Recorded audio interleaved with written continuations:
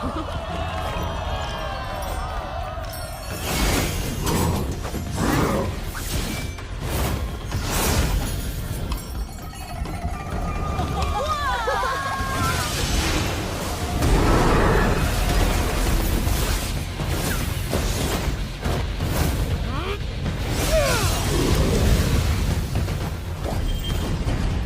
is this? Is the ceremony Consist. over? I mean, the intention is pretty clear. We are seeing what they really want. I mean, look at it in any cup, man. Right now, IGN is going against Missionary. Let's get out of here! Let's get out of here! Let's get out of here! In their hearts, fear festers into darkness. But deep within, there is hope to crush that fear.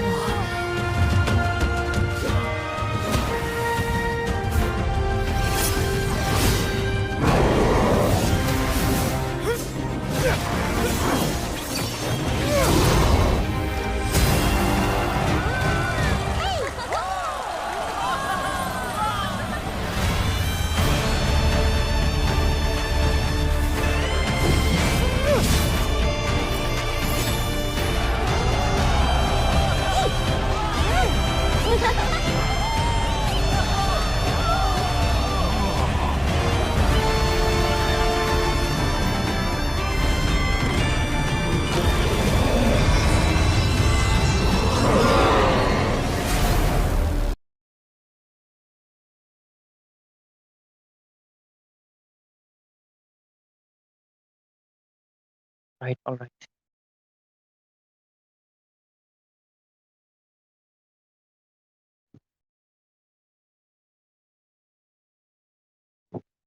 Welcome back, ladies and gentlemen, to Legends Unleashed, your favorite tournament in the block. And tonight we have the round 16 teams going in a best of 3 series to go to the next round. And we have Team Zohunt going against Fibros One Sis on the red side. And I'm your caster Ray, and joining me will be none other than one of my friends, Silverhawk, on the caster's deck. So, hey, Silverhawk.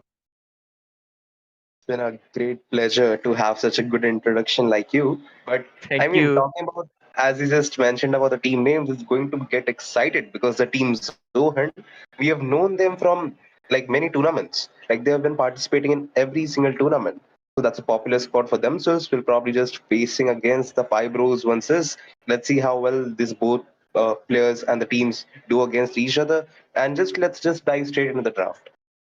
Yep, and looking at the draft, we are seeing the typical meta heroes being banned out. Ling being not really exactly the odd one out, but the only assassin. Other than that, 3 utility heroes from the side of Zohan, the Khalid, the Hylos, the Chip. I thought they could have perhaps left out Chip or Khalid, but I guess they're looking into trade the Suyu, if I'm not wrong. And there we go, Loopsy guys, picking up the Suyu there, Silver. Wow, that was good prediction coming in from you, but this probably is going to be a payback given to them because Zukshin has been definitely went into the hands of Team Fibro onces against, like, I was actually expecting, like you just said, like Khalid or the Chip, they would have just left it open because they have the first pick. So they should be the one to prioritize those picks, but they don't want to use it at all. They just want to ban it out. And just to just counter that Suyo, they've just taken a Ruby against her. Again, it's going to be a show, probably onto the Roamer along with the R0, just going on to the EXP to just counter and lane against that Ruby, unless that Ruby just wants to go to the gold lane. But let's see how well this works. All they need right now from the side of Team Fibro once is a good jungler and a good marksman to just give a ton amount of damage in the late game, like a DPS or like a burst hero like a Harith. But what do you think though?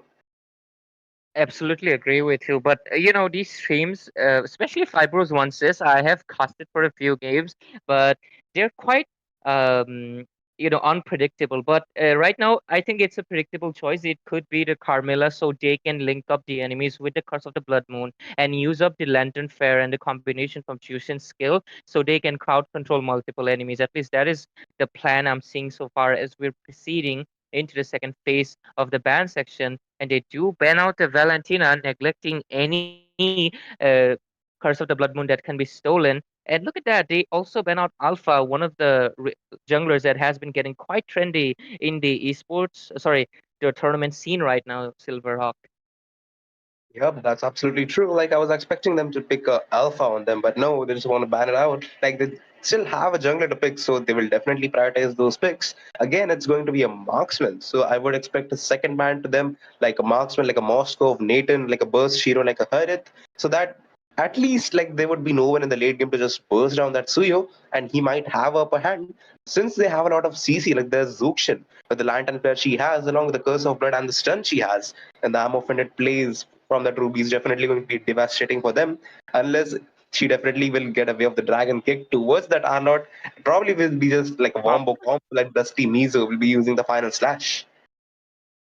Okay, I'm genuinely confused. Why did Fibros once is decided to ban out a jungler when Suyu is 100% going to the jungle? There is no options. I mean, if there was, let's say, a Vexana and a Harith, you could perhaps decide maybe this Suyu is an EXP laner pick. But I think Silverhawk, we're seeing a panic last ban coming in from the side of Fibro once is because there's just no possible in world or dimension I would see a Nolan being a worthy ban after a Suyu being first pick. So that is a little weird coming in, and that might, draft is like 60% of the game, so that might cost them a little bit, and something else will go into hands of Prime because the Nathan and the Harith are still open for him. True, true, absolutely true. Because they have already picked the jungler on them, so it's like wasting one ban onto them. But I was expecting it's going to be Harith on the gold side. All they need right now is a good burst mage kind of hero to just lane against that Zuxian. Meanwhile, they will just pick onto that Claude. So that Claude is definitely going to just need a lot of scaling with the Trinity build. He will need to just burst down the front line like the Cho, unless he's going with the Vengeance. I do prefer like if he goes on the Purify, he might stand a chance against that Arnott and that Cho with final slash and the gauntlet slash along with the way of the dragon of that show. But still, he still decides to pick a vengeance. But wait a second, it's going to be a Fanny on to that jungler. So probably the steel cable and the cutthroat will come in handy to just get a kill and secure the kill over to those mage and the gold laner like the Harith and the Vexana, unless they keep their position really safe. Yeah, I mean, analyzing both of the teams, if you look at the side of Team Zohunt, it's very clear. They're going in for the classic Suyu snowball composition. So they have picked up the Chow so they can do the pickoffs easily with the Way of the Dragon. Then you have Arlot's final slash, crowd controlling and pulling enemies. If you do the flicker combo well, you can pull enemies towards you. Then you have Vexana's Eternal Guard to crowd control as well. So it's a classic overall funnel to Suyu snowball composition, while Harith will be farming in the goal lane without any issues. And on the other hand, I am a little confused. Not exactly confused. I want to see how well the side of Team Fibros Onces will be executing this composition. The mid lane plan, it's quite clear to me. They want to crowd control multiple enemies with the Jushin. But anyways, with that, we are already in the land of dawn. It is going to be a best of three series in the round of 16. Uh, of top teams, and Zohan and Fibros Onces will be duking it out in this best of three series. And this is the first game. And Silverhawk, I would want to ask you, like, what do you think is the winning condition for the side of Team Fibros Onces? Well, actually, the playmaker from their team is going to be the Carmilla because the Curse of Blood when it gets Mhm. connected in the team fight, and imagine then there's comes Zuxian along with the London player. She's going to Oh just give a lot of boy. damage. But meanwhile, wait a second, what are we actually seeing the early invasion coming in? Did he just steal the blue buff of that Fanny in the only 1 minute of the game? She's probably going to feel the consequences of that blue buff. I mean, she even has retribution on her. Like using the retribution at the expense of that blue buff was worth it, but still she didn't want it. So now she definitely lost that blue buff on her. Let's see, they just want to just invade the early invasion so that they could just give a priority to that Panny with the blade surge is coming in, but she still manages to steal that creep. They're just trying to put as much pressure as they can onto that Panny so the early damage isn't that scalable on her. That is such a resource wasted. For a Fanny, you want the early as much as possible, but it just gets denied. She's going to have the energy issues. Even if she's a good Fanny, she's not going to be able to perform in the 100% efficiency right now. The Chao completely being a man is just going in with the Jit Kundo and the Shunpo just going out. He's he's like Fanny is probably really pissed off, and let's see if they're able to make a comeback from it. Look at that, there could be a pick off here, but no, they will just be retreating, and it's still quite early on the game. We are not seeing much of a goal lead. No casualties so far, as the first turtle will be spawning. I thought the Fanny might get taken down here, but Suyu, not Suyu actually, Fanny was able to steal cable her way out of her, but she is level 4 despite that early invasion from Chow. So let's see if they're able to get the momentum back. But I think Fanny will just prioritize the blue buff. Meanwhile, Suyu will just get this resource without any issues or competition coming in from their side. True, absolutely right. That Carmilla just wants to give a lot of vision out of that turtle. Will she be able to just reach there right on time? All she lacks right now is a level 4 on her, but Fanny is right on time, but she's pretty late to the party. That Suyo definitely gets that turtle onto her. But look at the HP of the Cho with the Lantern player used up to just get the first blood. It's going to be the first blood after 2.3 minutes. I mean, look at the Lantern player. She's even tossing with oh my god, with the final slash used up to get the kill over to that Zuxin. She definitely wanted to miss those skills, but still, the R0 was on point. He knew what to do over that. It was a good team fight and a good payback given to them. But the Fanny, she needs to scale up faster because of Suyo. He's probably leading in the farm against her. Yeah, absolutely. They are similar in level, but I think if you look at the goal lead, it's leaning a little more like 1,000 gold towards the side of Zohunt after securing that turtle. They were able to shut down Cho, getting the revenge for invading that blue buff. But so far, I think, oh, look at that in the Oh, bot lane. oh my god, look at the way of the dragon along with final slash used up to get the kill over to that Ruby. Definitely got the kill with the Zaman Force and the Chrono Dash coming in handy to get the kill over to that Fanny. So she's definitely facing the wrath of every single person onto the side of Team Zohan. How are they even doing that? Because steel cables are way too necessary for that Fanny to escape from every situation, but still they're getting the kills over to that Fanny. Yeah, and things are not looking good. The Chow is hiding there in the bush. Lupsi guy securing a kill in the goal lane, and even in the mid lane, they secured a kill into the Carmilla. The engage we missed out, but they're still engaging on.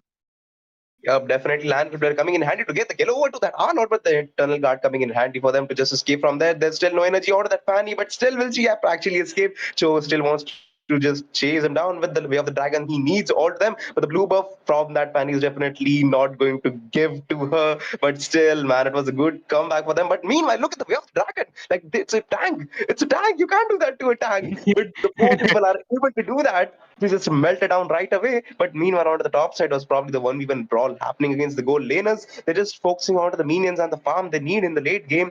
But that Zuxin onto the mid side will probably face the wrath of that Vexana with the curse blast she needs. Will actually go for another invasion onto the red buff. That's what I'm actually excited about. But this turtle will probably go into the hands of Suyo because he has the upper hand. But that, oh my god, look at the cloud is still there. He needs to escape from there. But oh my god, like how will he actually escape from the deadly grass coming in handy, but not actually getting the Terrify onto her, but that Carmilla coming in right on time over there. That Cho actually wants to get the kill over to the way of the dragon. Along with that, he used onto the Zuxin with the Crimson Beacon, along with Purify used up to just zone out from there, with Zaman Force used up to get the kill over to that Claude, but still he will definitely go down the Lantern Flare coming in handy to just get the kill over to that Cho. Probably a good payback given to him, but still, oh my god, like the comeback from the side of Team 5 Bro once is good coordination.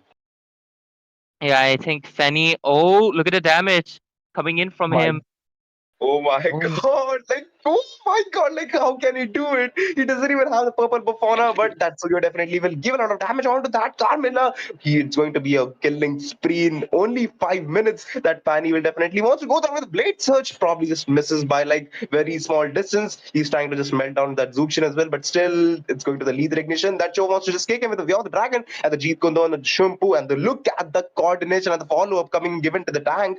That still, again, is going to be a purple buff. Will actually go for a good invasion onto them. There's still that Arnold is waiting patiently over there. That Ruby just wants to give a vision to her, but still she's way too late with the final slash used up to get the kill over to that Fanny, but the Eternal Guard again used up. It's going to be a double kill for that Arnold. Probably just want to go for a triple kill. It's going to be a triple kill. Again, the purple buff doesn't has to be given to that Fanny. They still need to just farm up earlier, but the Zaman Force used up to get the kill over to that Claude with the oh my god, the Chrono Dash and the Synchro Vision coordination comes in handy for that Harit. there's just engages after engages. Look at them; they're not waiting.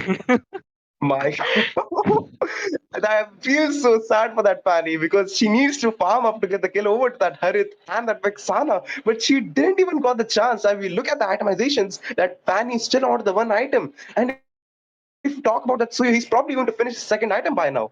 Yeah, I mean, looking at the gold lead, it's just so sad because it is almost 7,000 gold lead. Just not even 7 minutes almost yet. The Fenny is trying to engage, but the Chao's Jeet Kune Do is just knocking her up as much as possible.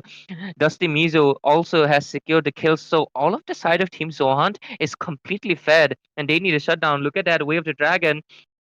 Well, used with the Zaman Force and the Curse of Blood, probably going to be a payback event. But look at that payback from that Lantern Flare coming in handy with Zaman Force and the Chrono Dash. Still not enough fire to do so. It'll be just tossed inside the turret. But again, it's going to be a triple kill for that Harith. Just standing patiently over there without mana like a king. But meanwhile, onto the bot side, that Fanny knows she didn't have the purple buff. So all she does right now is going to be a split push, which is actually a good decision to do. Just farm up as fast as possible. That show probably noticed that good planning of that Fanny and came right away there to just get the kill over to her. I mean, even in 1v1, that Joe is definitely going to get the kill over that Fanny.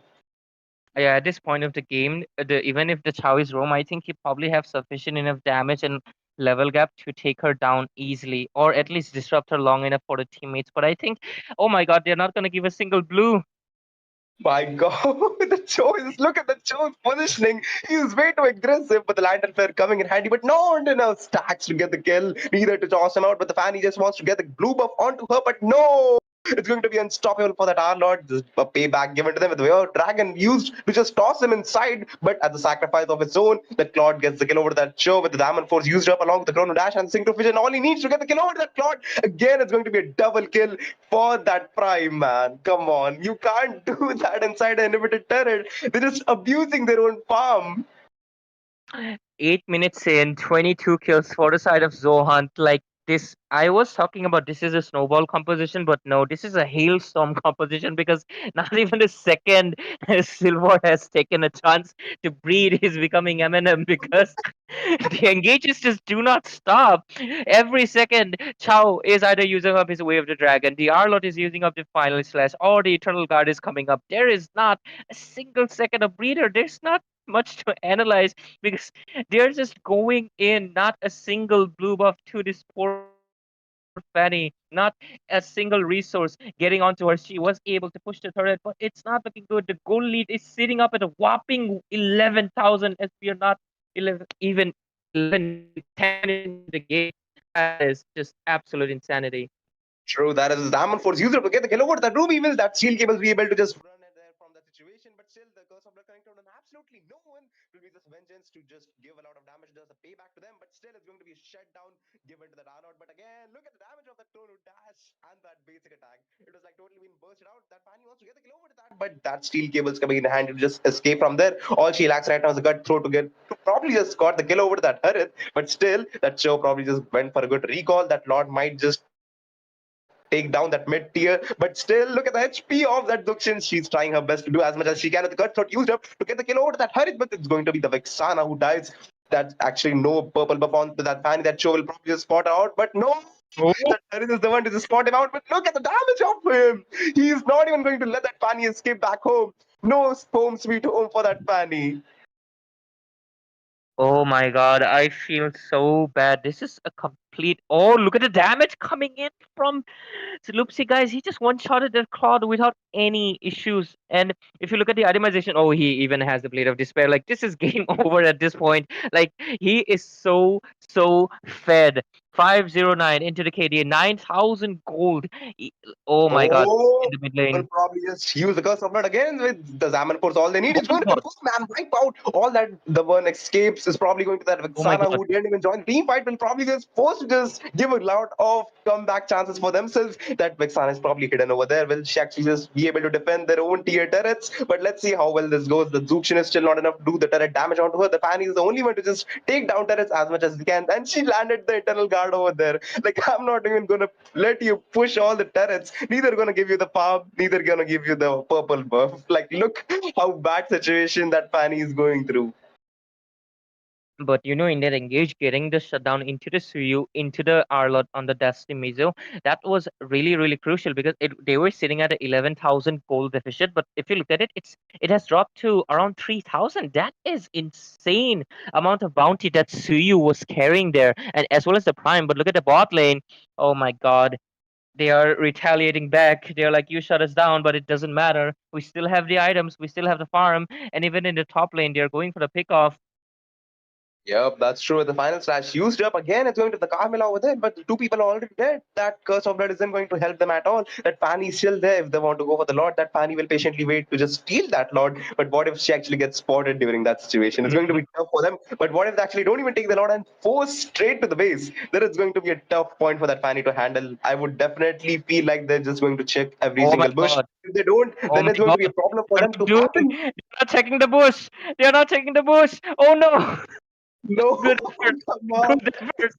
Good They didn't effort, even Penny. My God. They didn't even check the push, but still that Fanny was still patiently waiting over there to just use the retribution, but still she couldn't. The XP deficiency is really showing up, especially Loopsy guys on the Tsuyu. The HP loss damage that comes from his second skill as well as the retribution combo really, really helping up secure it without any shit. I mean, Fanny's still level 12 and she probably still has around 7,000 gold, while Tsuyu is comfortably sitting around at 10,000. So that is a massive gold lead. Despite the 11,000 going down to 5,000, it's still not looking good. They're still quite behind as the Luminous Lord is marching down. And if they really want to defend, they have to pull up a really good defense. Other side of Team Zohunt has to make a lot of mistakes because the Jushin, she doesn't have a good wave clear, but the Way of the Dragon, I think, used up right now, Silverhawk, and we might see the final engage happening right now in any second as they are trying to push in the inhibitors. The Lord is still full health. It is the Luminous Lord. They are going for the engage. Well, the Zaman Force used her, but the only playmaker was Carmela. She was already dead over there. And Fanny tried to make a good move over there, but still, it's the 5-man. They can't actually dodge that 5-man person from there. The Lord is just targeting the base straight far, but that Crimson Beacon for that Luxian wasn't enough to just give a lot of stacks on the Lantern Flare onto them. And it's probably going to be 1-0 given to the side of Team Zohan. And I would like to just talk about the items from that Claude because like he was way too fixated to just farm his own. Like he wasn't even joining any team fight at all. Like all the team fights I've seen so far is that Suyo diving first, and then that show is just making a play with the Way of the Dragon. So that was good combination and the coordination coming in from the side of Team Zohan. But from the side of Team Fibro once, like the only playmaker was at Carmela with the Curse of Blood, and that's what we actually saw as a comeback. Yeah, that was the only point of the game where we were seeing a potential comeback happening as Suyu as well as the Prime were taken down on that Harith, but it didn't really matter because they were like, look at that, for almost all the items, and oh yep, you're completely right. Only 36% of team fight participation coming in from Cloud, not even 20% of damage from a marksman. That is really like the only one dealing sufficient enough damage was the Shushin and the Carmilla, like doing most of the hard work. If you look at it, 82% team fight participation. So yeah, I think the marksman, they really, really need to utilize him more. If he needs to join in the team fight, deal some amount of sufficient enough damage, because look at that, 8 deaths. Despite the Trinity build, he didn't deal enough sufficient damage when Claude is one of the most highest DPS marksmen in the game. So I think if the side of team Fibros wants to make a comeback into this best of 3 series, they need to make sure they ban out the Suyu to deny the snowball and make sure to utilize their gold laner more. And with that, I think we'll be taking a short break before we move on to the second game of this best of 3 series.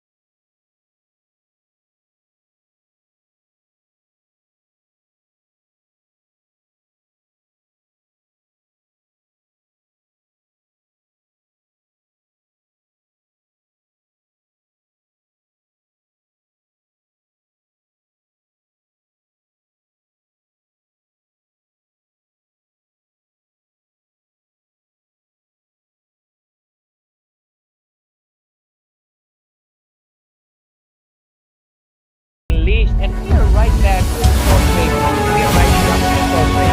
And this, of course, anyways, we are back into the match. About the first match like completely one-sided and the demolition gameplay coming in from their side. And I'm back again, your caster Ray. Joining me again, it is none other than Silverhawk.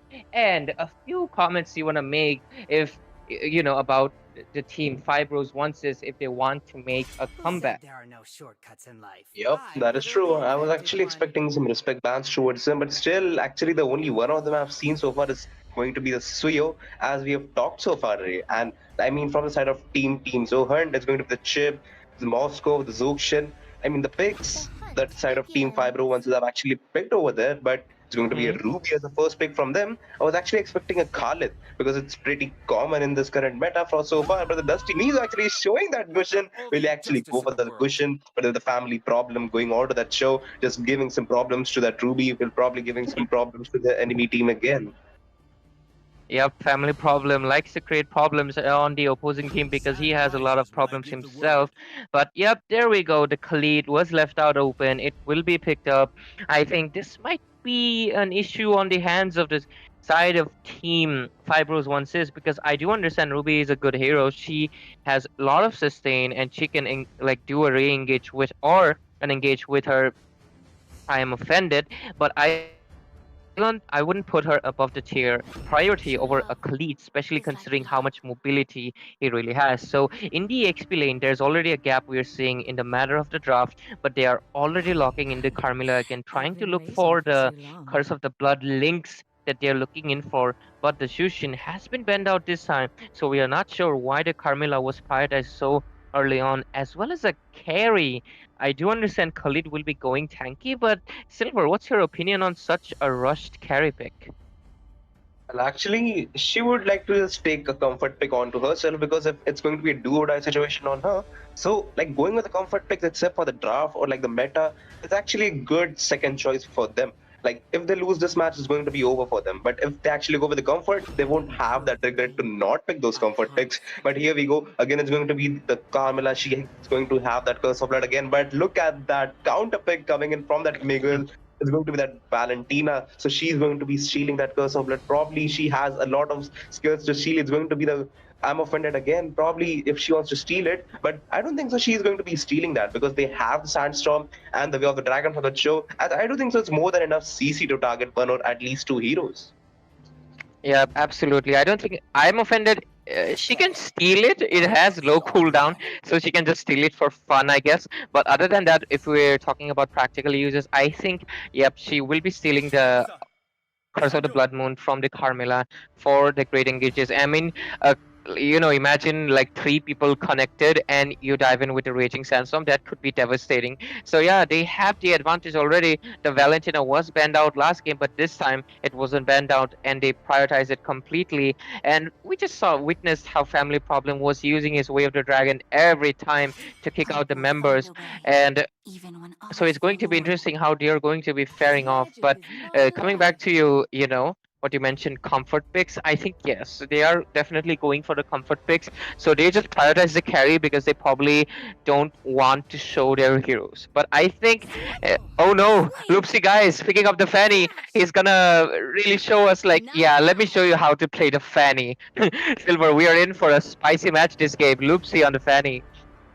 True, absolutely right. He's gonna be like, wait a second, let me show you how the actual fan is been played like. But still, if they go for the Unleashed invasion, that's what the same priority that Fanny is going to get from the side of Team 5 Rose 16. The same treatment given to that Fanny will be done in this match again if they want to go for the early invasion. But again, it's going to be the Lunox onto the mid side, laning against that Valentina. So she's definitely going to face those early game problems to that Valentina. And it's going to be again a magic kind of hero. So they have like a 3 magic hero. The only DPS they have, it's going to be the carry. And the burst they have will be coming only from the Lunox. I mean, the physical burst is absolutely a no unless that Ruby goes onto that Vorax and the BOD, but then only the damage is going to pop up. But still, the Prime is ready to go with the Beatrix laning against that carry. So if she goes with SMG, that all she needs to just burst down that carry. In the early game is going to be tough to just counter that carry. But still, I mean, the carry has a early game advantage, doesn't she? Yep, she will be having the early game advantage, but it will also depend on how well her team will be rotating, because the Fanny will definitely be coming in with a cutthroat and a steel blade, so she will have to play a lot safe. Because a really odd choice of a jungler here, an Esmeralda. I haven't seen her in such a long while, even in the EXP lane. So going in for a jungle when I don't really see any shields. Yep, there's no shields except for the Chow, which is actually based on his physical attack. So it is a very odd choice going in for a hero whose the gimmick is to steal the shields. If there was a Matilda, I think it would have made so much more sense. But I just can't wrap my head around how can Esmeralda really make an effect into this game as we are heading into the Land of Dawn. This is the match number 2 for between the teams of Zohunt and Fibros Onces. Zohunt leading with the match point. They just need this game for a clean sweep. Or could we see a miraculous comeback coming in from the side of Team Fibros Onces? So Silverhawk, coming back to you, what do you think of the Esmeralda? What is the odd choice? Oh my god, but look at Family Problem, trying to create problem, but no, he will be retreating. Yep, definitely. Like, he's the guy, like the family problem. But look at the early invasion coming down to that Fanny. That Fanny was the one last match to get the invasions, but she's the one in this match to do the invasions. Let's see how those perfect playbacks coming in from them. She doesn't have the retribution on her, but the Fanny also doesn't have the retribution on her. But will she actually get the wonder? She uses probably on it to just get it safely and go back onto that red buff. But the Valentina wants to steal that blue buff, but still not able to do so. Probably it's going to be some early comebacks from the side of Team Zohunt, but still, I mean that Esmeralda is trying her best to get scale as fast as they could. She definitely lost one creep over there. The Prime is there. She probably just want to get a good stun, but again, it's going to be retribution used from that Esmeralda to just get that good gold grab onto her, so that the early damage will probably get scaled up. But again, look at that positioning of that Khalid. He's cutting every single wave. Like, he will be ready with his ultimate to just gank in every single team fight. Come on. And I think he is, yep, he will be retreating. He was almost being punished, but that's the thing with Khalid. Oh, you're punishing me, I will just heal back up. And that is one of the main feats why he's at the top of the EXP lane right now. And we are seeing a family problem, trying to make some problems, but he might be in a little bit of a tight position. And no, he just retreats. He still has his flicker. So we could see an engage into this turtle in the bot lane. Esmeralda going in, but no, she will just be going back as well. Annyeonghaseyo, that's not really the right spell for the Korean greeting. But yeah, the Fanny is taking up the blue buff. Esmeralda is trying to chunk up. Unless the Fanny comes in the right time, this could be an... No. Fanny will be on time because the turtle still hasn't been chunked down well. Lunox isn't really helping that much. And look at the engage. Oh, but look at that perfect retribution plays coming in from the Fanny, definitely stealing with the Raging Sandstorm. Again, the Curse of Blood used up, but the Brilliance coming in handy for that. When she actually escapes, it's going to be a problem. But again, it's going to be the Dark Form used up, and actually going to be a burst. But oh my goodness, again, it's going to be a Jeet Kundo flicker combination to get the kill over to that Lunox. They didn't even spot any team fight at all. Like, all that they needed to do was to just give a good setup for that Fanny to just use the steel cable at the cutthroat. She came and used the retribution right away, man. Yeah, and I think that was a lack of communication happening a little bit as well, because Lunox was not chunking down the turtle. She was, I don't know, she was trying to look for vision, I guess, but that wasn't necessary. In the mid lane, yep, no engage is happening so far because the Chaos does have the Way of the Dragon. But yeah, in the team fight, Valentina copied the ultimate with the IMU. The Fanny is trying to look for an engage right here. Oh, but look at the turret dive coming in from the Fanny with the steel cables. Look at the cabling skills, like stylish. If the stylish rating has been given, I would definitely give it like a S tier style. But meanwhile, onto the mid side, that show will just clear the way so that the fast rotation coming in handy with that show will probably just bait out the brilliance of that Lunox, but not able to do so. That Prime just giving a good farm from that gold lane. Meanwhile, that carry will be definitely facing that wrath of that Fanny. But also, meanwhile, that Esmeralda is just there. She wants to get scaled up as fast as she could. The Dusty is not going to let her do that. It's like, these are your creeps, but still I'm not going to let you have these. That's what his whole attitude is. Yeah, they're like, look, if you look at the scoreboard, it's literally one-sided. We are not even 5 minutes into the game and we are seeing a goal lead of 3k. And oh my god, in the mid lane, will be the curse of blood from two people. Again, it's going to be the reverse Uno card from the side of Team Valentina. I mean, the side of Team Zohunt. But again, the Valentina did a reverse play on that Carmela, but still wasn't enough to do so. The Way of the Dragon was perfectly connected onto that Lunox, but still not enough follow-up to get the kill onto her. Again, it's going to be Brilliance used as in a good position. With that turtle, probably used with the steel cables and the cutthroat coming in handy to get the killing spree. Along, it's going to be a double kill for them. The Dustinies are still way too late to the party, but still is enough to just zone them out again from the turtle. The Loopsy guys will probably just steal this turtle right away since there's no jungler from the side of Team Fibro. Once again, it's going to be the Way of the Dragon. Just used upon that carry. Will she's probably escaping with the Prime. Used up the flicker to get the kill with the SMG, but the Prime and the family problems just giving them the problem that he has to give. But again, on into the mid side, that Lunox is definitely having a hard time laning against two heroes. That's going to be the Cho and the Valentina again. That Fanny wants to seal the buff again, but not Retribution plays enough to do so. That Asmonada definitely got that blue buff onto her. And probably just facing the last match replay, like the flashback again. He's facing a replay, but this time from the perspective of a different Fanny. Oh my god, the Way of the Dragon took out that carry, but family problem did have a little problem. He will just be executed. But in the bot lane, is it Khalid? He's soloing two people. That is just insane amount of sustain that is coming from him. And he just retreats. There is no one that can take him down. There's no DPS that can really shred him at this point of the game, as we are seeing 6,000 gold lead on the hands of the team Zohunt. And we are also seeing a scoreboard. It is 0 kills on the side of Team of 5 Bros 1 says. They do have the name 5, but 0 kills on the name. Lunox only has Sky Piercer, and the jungler only buying the first item, while Fanny is already into the second item at this point of the game, and she's already taking up her blue buff. A lot of resources on their hands. Meanwhile, the side of Team 5 Bros 1 says, they're lagging behind. The damage coming in from Beatrix, melting down the gem with only 2 shots. That is not look good. Oh, and an engage coming here. Yep, that is the Sandstorm used up with the Brilliance coming in handy, but that Fanny wants to get the kill over to them. It's probably not going to be a double with the Retribution coming in handy to get the monster kill onto her. But again, it's going to be the Jeet Kutub combination along with Khalid. Both of the fighters are ready patiently to just steal that kill easily, but both of the utilities will be baited right away.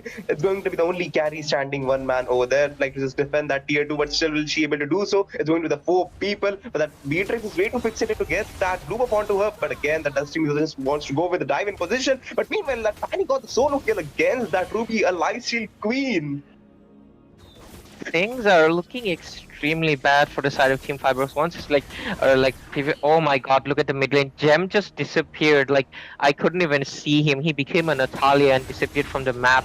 And they're still engaging on into the Esmeralda. And this will be another pick-off done. Not a team fight, just a single pick-off. And I think Fanny, Loopsy guys might be looking in for a little bit of a kill.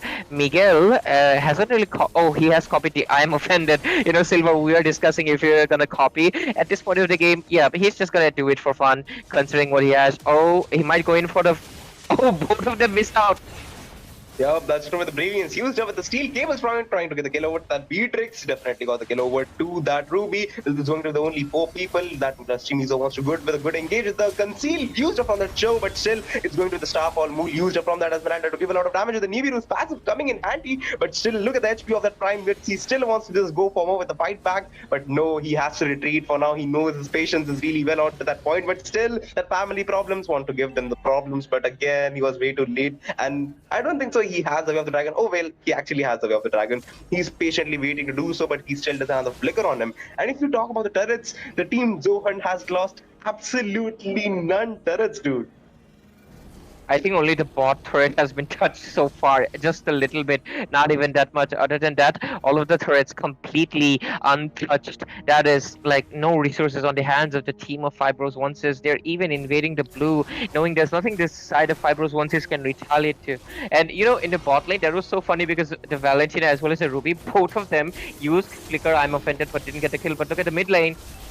Again, the Loopsy guys probably escaping with the clutch. Look at the clutch. He's definitely going well with that. He's going to go there onto that base and coming back right in 3 seconds with the steel cables. He needs to do so. But still, look at that sniper shot coming in from that Beatrix to melt him down with that Esmeralda. She definitely lost like 50% of her HP, but still family problems. Doesn't have a flicker on him, but still again it's going to the Raging Sandstorm or that Dusty Mizo probably will give a good set. That Valentina will actually just steal. I do think that she's going to see that Curse of Blood connecting. Probably Staff All Moon used up from that as Manalda to just deal a lot of damage onto the Dusty Mizo. But still, again, that family problem is still there waiting patiently. And when goes with the ward user, he'll probably use it onto that Carmilla. But no, they'll probably just safely go back. He knows when to retreat. I found it so funny that mid turret was just destroyed by the Beatrix sniper poking in. The Lunox does use up her valuable resource of the Brilliance, and she will be vulnerable to any pickoffs that could be coming in for family problem and engage here. Oh, with the Curse of Blood connected onto two people, it's going to be the double kill for Miguel. Will they actually use the Nibiru's passive onto that prime bit? Only one standing strong is going to be the gem along with the Ruby, but still, it's one going to be the end. But again, that Fanny wants to steal that kill onto her fullest, but still going to be a shutdown going to the way of the dragon used up onto that show. But again, that gem standing strong, but it's going to be a whole man wipe out. But only the two people left right now is going to be the prime and the Dusty Mizo, just securing the base right away without any hesitation. And it's going to be a clean sweep from the side of Team Zohunt. What an impressive play from the side of Zohunt, really showing why they're one of the top teams from the state of Mizoram. And it's really impressive how they didn't have a single kill on the board until the last team fight. And in the last team fight, Loopsy guys, as well as Miguel, and I think Family Problem also got taken down. So yeah. Oh yeah, Family Problem actually got taken down earlier when he dived in. But yeah, other than that, there were no kills on the board until they overextended into the turrets. A complete one-sided domination. I mean, I think there was a little bit of a draft gap happening because giving out the Khalid, who is the MVP, was not a good choice because the EXP gap is completely real right now, where you really need the control on the river as well as the EXP lane, so you can create the comfortable zoning you really need for your jungler to do something. It's important, and giving out the Khalid was a bad decision. Other than that, going in for quite a weird composition, they went in for a Lunox who is mostly burst, but their team really lacks the crowd control because Ruby is the only one CC, and her CC might not be hitting every time because she can miss her I am offended. Other than that, she only has her ballerina skill to stop the enemies. So I think it was a little bit of a gap in the draft in this game. In the previous game, they did have a slighter chances, but Zohunt didn't give them a chance with the snowball composition. So with that, Silverhawk, do you have anything to say before we wrap this up? Well, actually, I would like to talk about the Lunox. As we just said, the burst, it's not even burst, she was like a late game kind of burst, Yeah. and she gets the farm, and the first item is like Sky Piercer. She was actually, should have built either the glowing wand, because not actually the glowing wand, because you see the Carmilla has actually built that dominance. So building a glowing wand would have actually been useless, but building actually a genius wand, like a burst kind of thing, like a blood wings or like a holy crystal would have come in handy. But the Sky Piercer, it needs stacks and the kills. So if you don't get kills, you don't get stacks. If you don't get stacks, that Sky Piercer item is totally useless. And if you talk about the carry, I mean, I can't even say anything. She definitely got punished every single team fight whenever she was spotted by that Fanny or either that Dusty Mizo. Yeah, thank you for your insights on that, Silverhawk. And with that, we'll wrap this up as Zohunt will be proceeding to the next round. We'll have to say our farewells, just like Annyeonghaseyo. We'll have to say our kamsamidas, and we'll have to bid them farewell. And we hope to see in more tournaments. And congratulations for Zohunt for taking this a clean sweep. So, ladies and gentlemen, do stay tuned. There are more games to come. But me and Silverhawk will be signing off. We enjoyed casting for this game. But with that, we'll be leaving. But do stay tuned for the next game. A darkness plagues this world, unseen by mortal eyes. People prayed to the Immortal One to safeguard the sanctity of peace.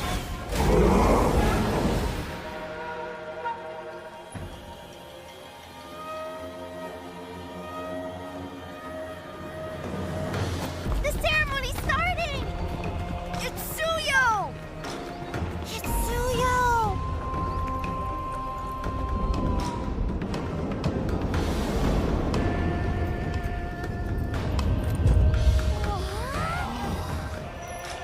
I bear this mask, for this duty is mine alone.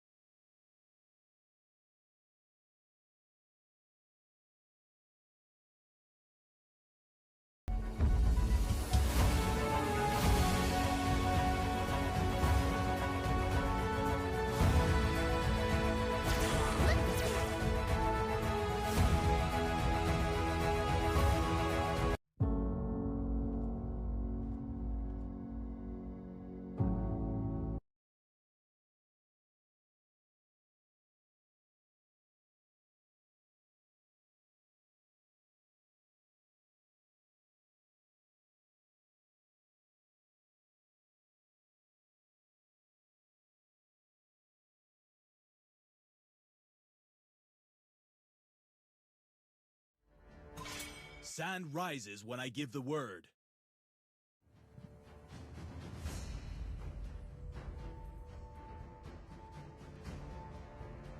Muscle of iron, bones of steel.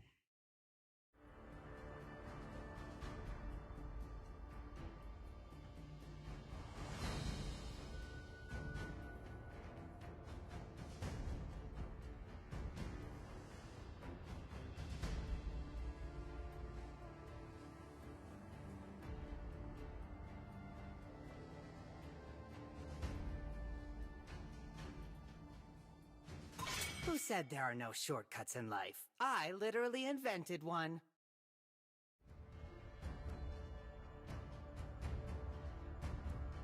Still waters run deep. Are we supposed to start speaking?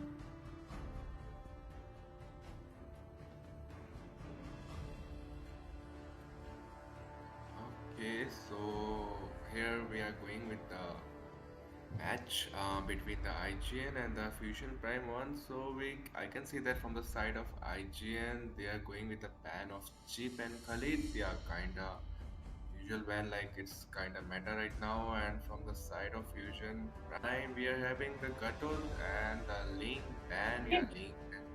Always on the way. Can start working. Yeah, definitely. You know, the bans have already taken place, and sorry for that. We are back. This is me, Fredo, along with my fellow caster for tonight's match. It will be none other than Sekai. And Sekai, what are your thoughts about this game, which is going to go down tonight? Because it's a round of 16, and this is the last stage of the tournament where things get quite serious, and Fusion Prime will have something to prove tonight against the side of IGN, because we all know how strong IGN is. The Immortal One chose me to I can vanquish the see that. shadows Thanks for that the plague this nice world. introduction, and I can see that from the side of Fusion Prime, they are kind of banning like Link, Gatot, and Ruby, like which is kind of meta right now, as cause both I of am not the the Gatot only and the one Ruby bound have by a these nice CC chains. here, and Link he can like clear fast the lane and then cut the lane as well, and the movement is like it's kind of hard to catch the Link here. Like it's a pretty nice band coming up by the side of Fusion Prime, and here I can see that IGN, yeah, they're banning the Matilda here, Chip here, as well as the Khalid. Yeah, it's kind of meta ban right now, and I I can am the see a priestess lot of of ban primal even in the lightning, rank. the So hunter of we all have the to see evil what will the gods. picks that might come up by the side of both the teams. Definitely, so far both the bands are looking pretty strong coming from both the sides. Fusion Prime are picking in that Suyu and Phobius for themselves, definitely looking strong early on in the draft. On the other side, we have the Zushin, the Edith, the Alpha. I mean, all these heroes are so strong right now in the current meta, and definitely I'll be interested to see which composition comes out strong. But yeah, I'll be definitely leaning towards the Suyu here, because the Suyu provides a lot of flexibility with his skills. That's a nice pick coming up by the side of Fusion Prime 1, getting the hands on. So now we will move towards the ban here, and we need to check what might be the upcoming ban we can see from the side of Fusion Prime 1. Definitely, you need a lot of, you need to think a lot in these kind of matches, because Sekai, in this kind of matches, especially for Fusion Prime, you're going up against a giant like the IGN. So definitely they're taking their time in deciding the bans, deciding, their picks as well. They took a lot of time to think about the Tigreal here, even though they were hovering over that Valir early on. And right now, looking at the bans coming in from Fusion Prime, they have decided to go with two goal laner bans, the Harith and the Moskov being banned out. Two of the, favorite heroes played by Aaron, the creator. But meanwhile, on the other side, we can see a Aurora ban. Okay, a very nice ban coming in from that mid lane area. But what do you think will be IGN looking to ban out in the last ban? I feel like it might be some mage. Okay, so we are having 1-1 ban coming up by the side of IGN. Like 1-1, yeah, her mobility is insane, and it's really hard to catch her. The 1-1 here, but then here we can have the phobias here, like who can easily can counter the 1-1. But we have to see what's their planning, what's their thinking, and what might be the upcoming setup. Definitely, and with that the 1-1 bet, I mean, the thing is, the fact that the side of Fusion Prime have picked up that Phobius definitely leaves a question there. Are they going to pick up the 1-1 after that? Because if the 1-1 is picked up, there's no way you can counter that, because the mobility in the late game is just too much for anyone to handle, and even the Ling is banned out. So definitely there is a threat coming in from that 1-1 there. And they have already picked up the jungler as well. The alpha has been picked up, so there's no way you will be able to pick up a Fanny here. So definitely, I think because of those reasons, they have decided to ban that 1-1. And right now, we might be seeing that Rafaela and Alpha combination coming in from the side of Team IGN, which has been rising rapidly in the MPL Philippines after the introduction of it by the side of Team Aurora. And meanwhile, looking at the bans coming in right now, looking at the picks coming in right now, they are hovering over the Claude and Rafaela. Okay, the Claude has been locked in along with the Rafaela. Okay, pretty, I mean, balanced lineup from the side of Team IGN. But this lineup, do you think it's too risky to go with the Claude, because they have not? I mean, the Natan can actually hold his lane against the Claude, but who do you think will win the lane, Sakai? It depends because Natanya using his ultimate, he can easily escape the Claude's blazing duet, and like we can have their Rafaela here, yeah, which can provide a pretty good mobility for her teammates to escape. And we need to check what will be the mage pick that might come up by the side of Fusion Prime. Okay, so Valentina pick has been came up here. Do you think Valentina was a wise choice here against this Edith, or we'll say this Zujin here? I am not really sure why they have decided to go with the Valentina, because I mean, the Primal Wrath is there, the Blazing Duet is there. On top of that, the Zushin as well. But I do not think, other than the Primal Wrath, any ultimate will be too useful to be picked up in this game. But yeah, it is Fusion Prime, and I felt like Fusion Prime have done their homework pretty well. So definitely there might be a reason which I cannot think of at the moment, because Valentina is actually a hero which you pick up when the enemy has some good ultimates, but I really have no clue here why they have decided to go with the Valentina. But ladies and gentlemen, this is the round of 16 of Legend Unleashed Bengal server. This is a best of 3 going to go down between Team IGN and Team Fusion Prime, and this is none other than the the favorite channel of you guys. It is Legends Unleashed. So don't go anywhere right now. Stay tuned on the stream, because we might be seeing some interesting things cooking up. What do you say, Sakai? Yep, is the Legend Unleashed here, and I can see lots of good players, good teams are playing out there, and we are having the IGN and the Fusion Prime clashing here, and we can see that both the junglers are busy farming here each lane, and we can have that Rafaela is giving kind of nice vision here, going at the bottom, and I don't think like there will be a litho fight. Yeah, the Alpha was able to secure the litho. Like according to draft, I feel like both teams having picked up. That's a nice instant knockup coming up by the Lucian here, and that's a nice ganking coming up at the top lane, and it did knock up the Phobius. Okay, at the bottom lane we are having that, yeah, Lord is poking the enemy here. Okay, that Tiger just escaped from the trap of that Lucian. Definitely, the Zushin is going to be very annoying for those front lines, especially the Tigreal, even the Phobias as well.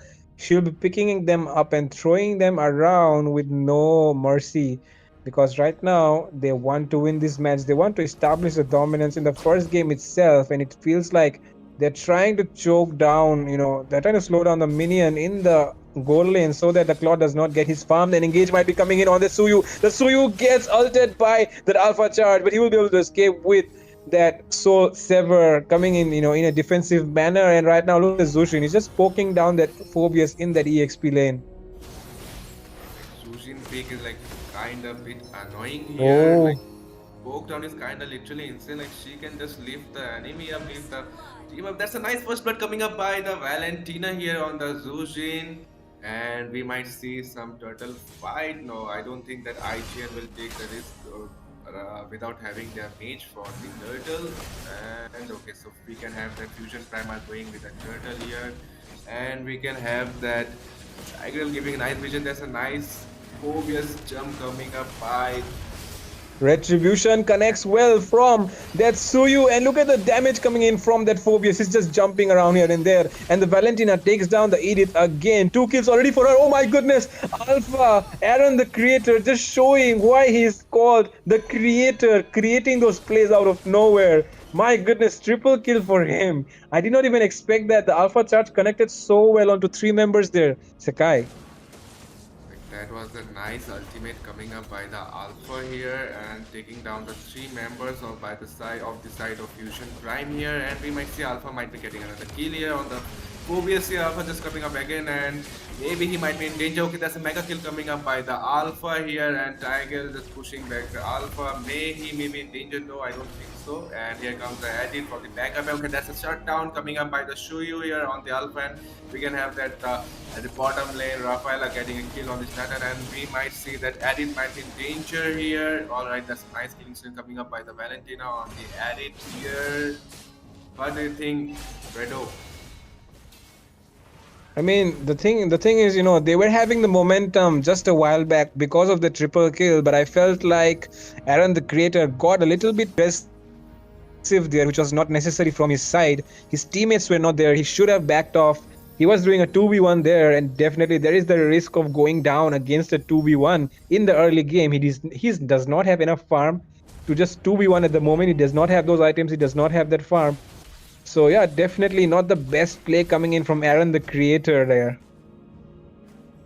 Okay, we are having that at the top lane. We might see some gank here as both Fusion Prime is trying to force out their players at the top lane. At the bottom, at the mid and heavy are having the Claude using the Blazing Duet, as well as the Valentina copying his nice killing stream coming up by the Valentina. Claude getting shut down here, and we might see, okay, Rafaela just escaped, and Zushin for the save here. Alright, now the fact that the Valentina immediately picked up that Blazing Duet and used it herself, that was so funny to watch.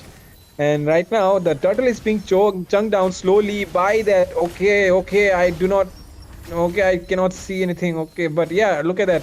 The turtle has been taken away by the Valentina instead. Oh my goodness, Alpha misses out. Aaron the Creator with his retribution was gapped there, but he will be able to take down the Phobius as well. The Zushin is chasing down that Valentina. He wants to punish that Valentina for taking the turtle away. The Valentina though, oh my goodness, look at the ability of Opai.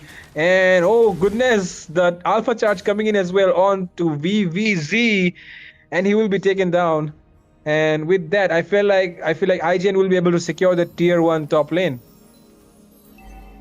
And that was a nice trade, giving the Fusion Prime the turtle and securing the 2 kills here. That was a nice trade coming up by the IGN here. And we are having at the bottom lane Claude using the Blazing Duet, and we can have the Valentina copying his ultimate. And Nathan, okay, they just backed off here, and we're having the Tigris coming for the backup. Oh my god. There's an insane damage coming up with the Claude here, and that's a nice turn coming up with the Rafaela and Zushin for the backup. Okay, the Tiger just escaped here, and what do you think? Like, Zushin is kind of being a bit annoying, and we at the mid lane here, we can have that Alpha was able to secure the mid turret here. As I was saying, that Zushin may like kind of bit annoying for the Tigreal here. Like it's really hard for Tigreal to engage openly, but then we have to see. What do you think, Fredo? You are pointing out the right things there. The Tiger, okay, look at that. She's being annoying again. She's trying to pick up the Tigreal and throw her there between those people. And with that, Alpha will be on a double kill. The Edith, though, he's getting chased down by that Phobias. The Valentina will get taken down. Triple kill for Aaron the Creator. Might be a maniac. No. Killing spree on the other side for the Rafaela. The Claude is chasing down that Suyu. The Suyu is the only one standing. And that will be another turtle for the side of Team IGN. Oh my goodness, this Zushin pick is proving so right, and I'll not forget to mention that it's none other than the one and only, the one who represented India on the global stage. Is Vivich playing that Zushin and just showing levels to everyone there that he is the one who dominates this game. It is true, and we are having that IGN is literally dominating the game here, and at this point, and we need to check. Okay, the top lane, Edit might be in danger. Okay, Oh, look at the knock-up coming in there with the help of that Earth Shatter, but she was so isolated there. Not the best thing coming up from Anti. I do not know what entered him there. It felt like he was a ghost entered him and he was just soloing there against 4 members. But right now, Adam the Creator doing a lot of damage on Tsuyu. The backup has arrived. Implosion connects onto him. He will get shut down there immediately by Nick. 3 people being alone there. He got stranded out, and right now they might be looking to do something to Vivich. Vivich is still playing it safe, and yeah, he will be able to just defend that tower. But somehow, tower goes down onto their hands. At the bottom lane where we saw that when Alpha was getting zoned out and getting died, and we can see that the Claude was able to secure the bottom lane here, and I think both the teams are waiting for the Lord's arrival, and we need to wait and we have to watch which team will able to secure the Lord. Do you think it might be the end of this game with the Lord secured? Definitely, I would say a no there, Sekai, because the level 1 Lord does not provide so much like the level 2 Lord does. I mean, it does not have the ability to charge on the tower, take down 50% in the first strike itself. But right now, the Claude Respect is going into aggressive with the help of Zushin. And my goodness, look at the engage coming in from the side of Team IGN. They will be able to secure 2 kills already down. The frontliners are down. They're trying to make a defense there, but Fusion Prime, only 3 members remaining. The Natan is there in the top lane side, when he will be recalling immediately because he knows the Alpha is arriving there on the scene, and IGN are taking down that Lord.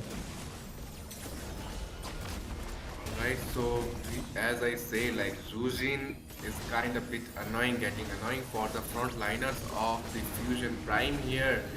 And that's a killing, that's a Lord's lane coming up by the side of IGN here, and we have to wait for the Lord's arrival. And at the top lane, we might see some gang probably. Alright. Okay, it will not be the best idea to go in there. There are 4 members from Team IGN. They might be looking for initiation on the Valentina. The Valentina still escapes. And Earth Shatter being used onto nobody there. Oh my goodness, the Valentina was forced to use a flicker before the Lord. That might be a huge resource burned there from the side of Team Fusion Prime, because they really need that Valentina to be able to clear those lanes right now. Minions pushing down that top lane side. The second tier being taken down. All the tier. Okay, look at the Natan. The Natan playing it quite wisely, taking out that Lord before it reaches that bottom lane. That was a wise choice coming up by the Natan, and Lord has been cleared out, and we can see that as we talk.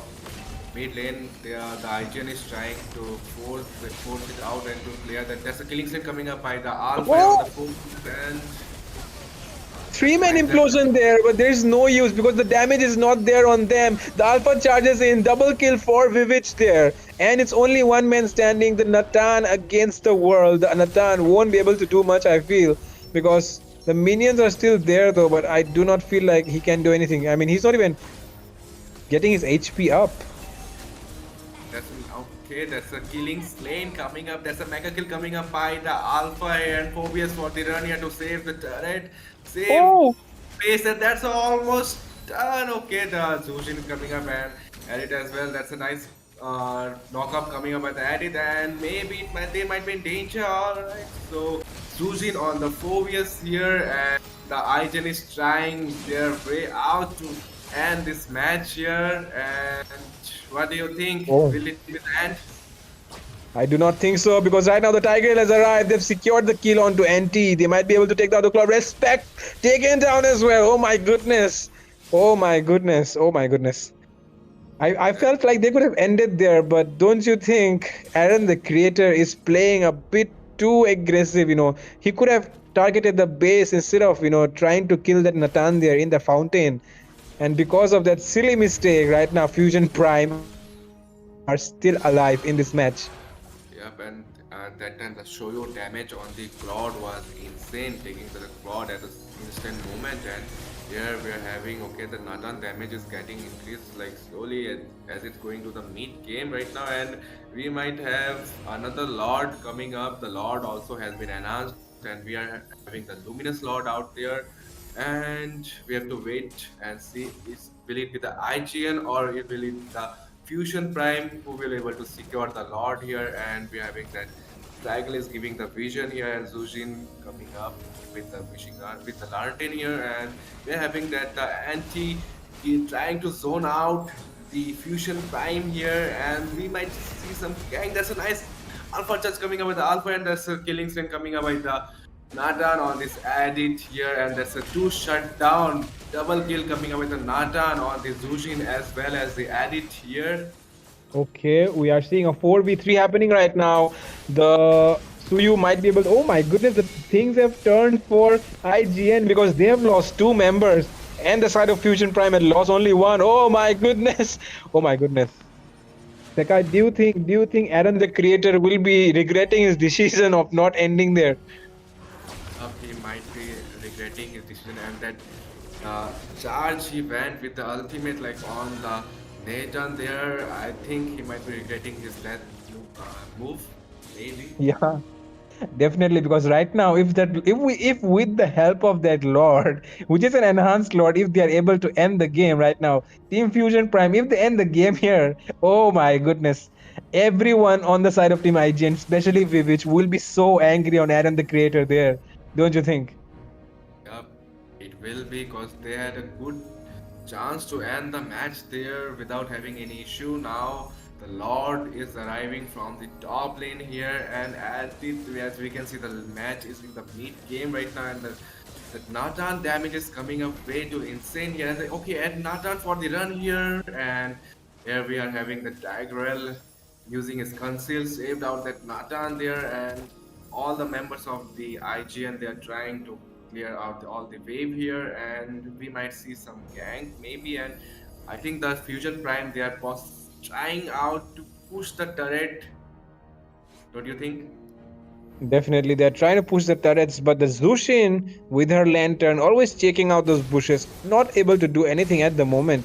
The only way they can take out the Zushin is with the help of that Natan. If the Natan can surprise the Zushin with his entropy, then the Zushin can get taken out. But right now the Natan might get taken out himself. Entropy being used in a defensive manner, but still Zushin will be able to throw him down, and Alpha securing the kill there. And the knockup coming in from the Edith will not be able to take down the Tiger. The Tiger uses that flicker as well as the Sacred Hammer to make the escape, but Phobias will get taken down as well.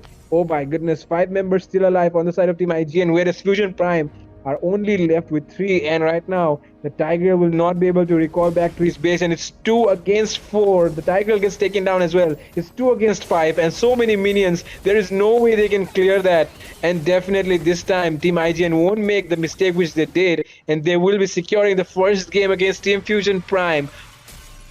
What a match coming up from Team IGN. Yeah, that's a nice match coming out with the side of IGN here. Yeah, they did a little mistake when clearing that top lane, but then it was a nice match. At the end, they did made a comeback here, and it was a nice match. Definitely. What a match coming up from Team IGN. Aaron the creator, he did make a mistake there trying to go for the Natan. He thought that the minions would be able to do enough damage to the base turret, but no, it was not what he thought, and that's why they were able to make a comeback, the side of Team IGN, because even the Lord was taken away there by the side of Team Fusion Prime. That was definitely not what I thought would happen. But yeah, somehow they're able to make the comeback instead, definitely because of Zushin. the Vivage on that Zushin, definitely one of the key factors because of which Team IGN had a comfortable victory. Yeah, so we got the first match taken by the IGN, and at this point, I think the Fusion Prime wants to make a comeback here, and I don't think they would like to give Rujin for the second match. Like Rujin, like she turned out to be quite a bit annoying for the frontliners, and that was a really nice pick coming up by the side of IGN here. And not to mention the Alpha, like he went little bit aggressive, but then yeah, the play he did was awesome. The damage output he did was awesome. Not to mention the Claude, yeah, the Blazing Duet is coming up way too nicely here. And it was a nice game we saw from the side of IGN here. Yeah, definitely. And with that, ladies and gentlemen, we'll be going on a short break, but don't go anywhere. We'll be right back because this is Legend Unleashed and it's IGN facing against Team Fusion Prime.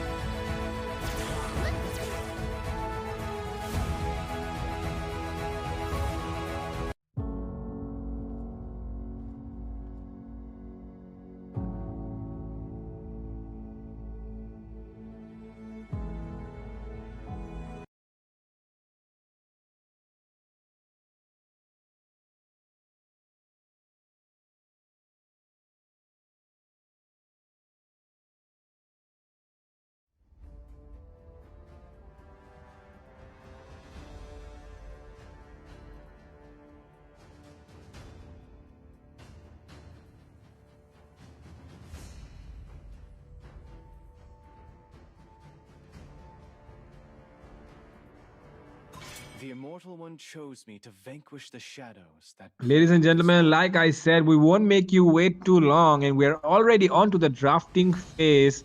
This is the second match between Team Fusion Prime and Team IGN. It is the round of 16 going on the Legends Unleashed tournament brought to you by Dave X Sara. And definitely on the caster's desk with me tonight is none other than your favorite caster, Sekai. And Sekai, look at that ban coming up already from Fusion Prime. They have decided to ban the hero which they picked up in the last game. They have decided to ban the Suyu here. Okay, so Shoyu, yeah, with his insane mobility and the damage, it kind of hard to catch him and to remove him from the match. But then, okay, so I think they ban it, and we can see that IGN banning the Zushin, and I don't think like they would like to keep the Zushin, which can be a bit annoying for the frontliners. And so we have to wait. And what might be the ban they might do? Okay, so we are having the Ruby ban coming up by the side of Fusion Prime here. Ruby can dealt lots of CC here. Definitely a lot of crowd control being provided by the Zushin in the last match, but this time it is Team Fusion Prime who have the first pick for themselves, because of which IGN will be banning out that Zushin here for the side of Team Fusion Prime. And with that, the Phobias has been banned as well, which was doing so well in the last game actually. So definitely, I mean, they're banning out 3 heroes which are picked up in the last game. So we'll be definitely seeing a new lineup, a new composition in this match. And so I'd like to ask you, Sekai, which heroes do you think might be prioritized for the first pick for the side of Fusion Prime. I feel like, for me, according to me, like if they go with Alice here, it will be really nice because Alice really came out of nowhere in the meta right now, and with a continuous I am the damage priestess of primal and that lightning, insane the hunter of all the mobility. evil It gods. depends now, and we are having the cheap has been taken out, yeah, with his portal and with his ultimate. A single hero can be taken out in an instant without anyone knowing. And okay, we have to check. Okay, Adit has been taken out as well. Like yeah, Adit with her insane damage, she has been taken out as well. The damage, the knockup she used to provide is like really insane, and we have to check for the picks coming up by the side of Fusion Prime. What do you think the first pick they would like to go for? Khalid. Definitely Khalid. Definitely it will be Khalid. Let's see. Let's find out if it's Khalid or not, because I'm really interested to see if my predictions are right. Because in the current meta, I feel like Gatot Kacha and Khalid are the only ones which deserve the first pick. And right now, both of them are open, so it will be definitely the Khalid or Gatot Kacha. And like I said, it is the Khalid being picked up by the side of Team Fusion Prime. But right now, it will be Team IGN who will be doing the second pick, and they have the opportunity to pick up two heroes. And in my opinion, right now, Sekai, I feel like they might go for Gatot Kacha, and definitely they go for the Matilda first. They do have the second pick as well. I feel like they might go for the Gatot Kacha Aurora here. What do you think? Kacha Aurora might be here, but the Matilda was a nice pick because she can. Okay, so we are having Alpha here.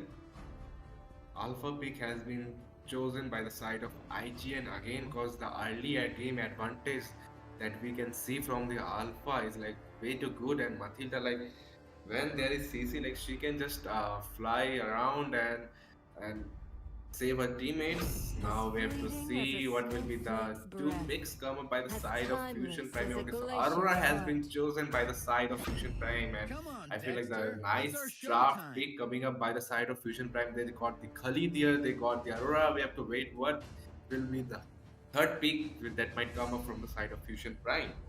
I hope it's a Gatot Kacha. I really hope it's a Gatot Kacha, because if they pick up a Gatot Kacha here, then they will be able to shut down if the enemy decides to pick up a marksman, right? So definitely, because of which I feel like the Gatot Kacha will be a very nice pick here, because otherwise, if they do not pick that hero right now, the enemy side will be picking it up. But no, they will be picking up the Claude instead in this game. And with that, the enemy has also picked up the Terizla here. Oh my god, very, very interesting picks actually, because the Terizla, it did get a nerf in the last patch, in the recent patch here. So after that, the Terizla has just faded away from the EXP lane. He used to be called the God, but right now, definitely the God title of the EXP lane goes to heroes like Gatot Kacha, like the Khalid, even the Arlet, who is performing so well. But the side of Team IGN have decided to go with anti on that Terizla. Very interesting.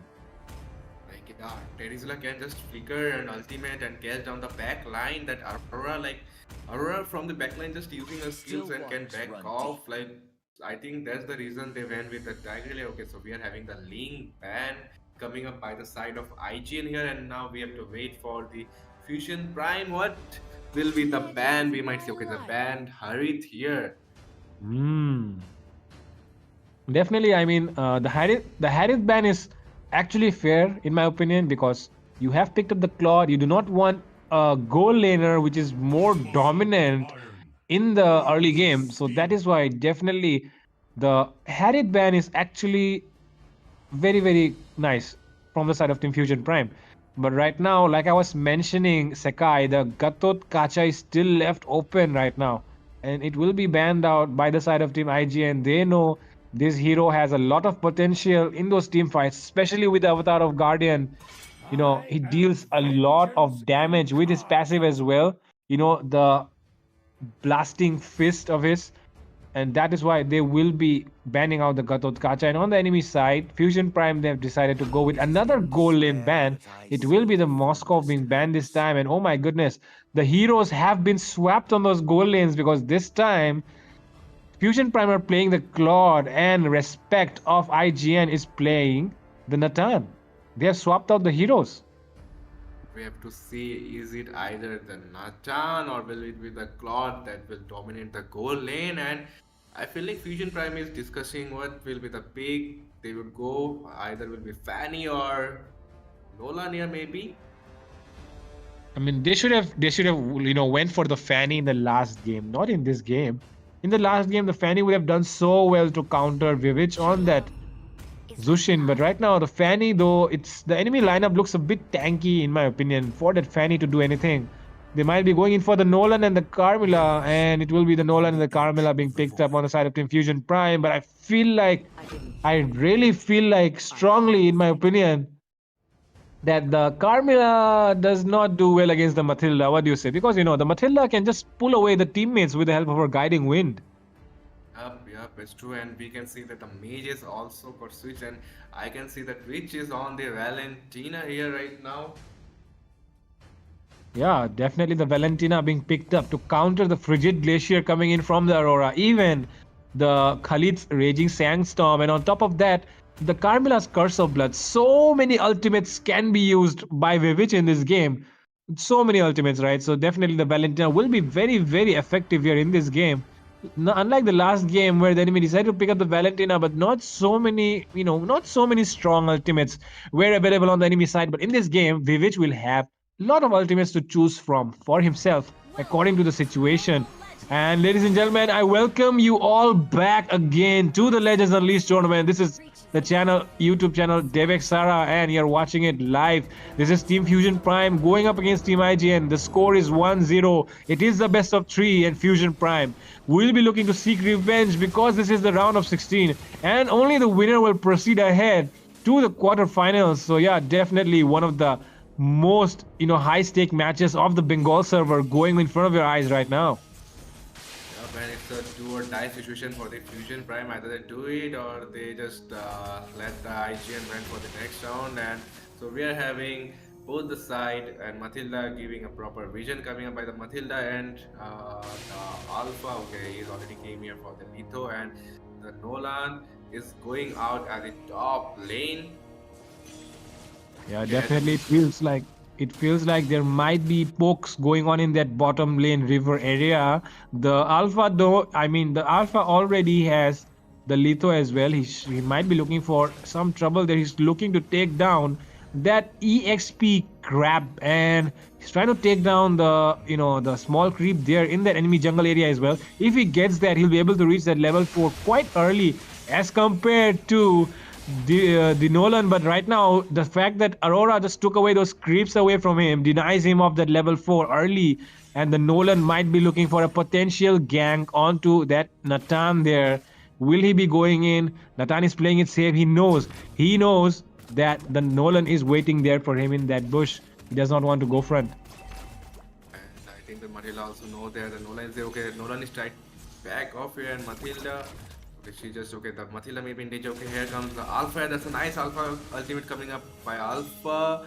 The Aaron here, and we had to check at the bottom lane.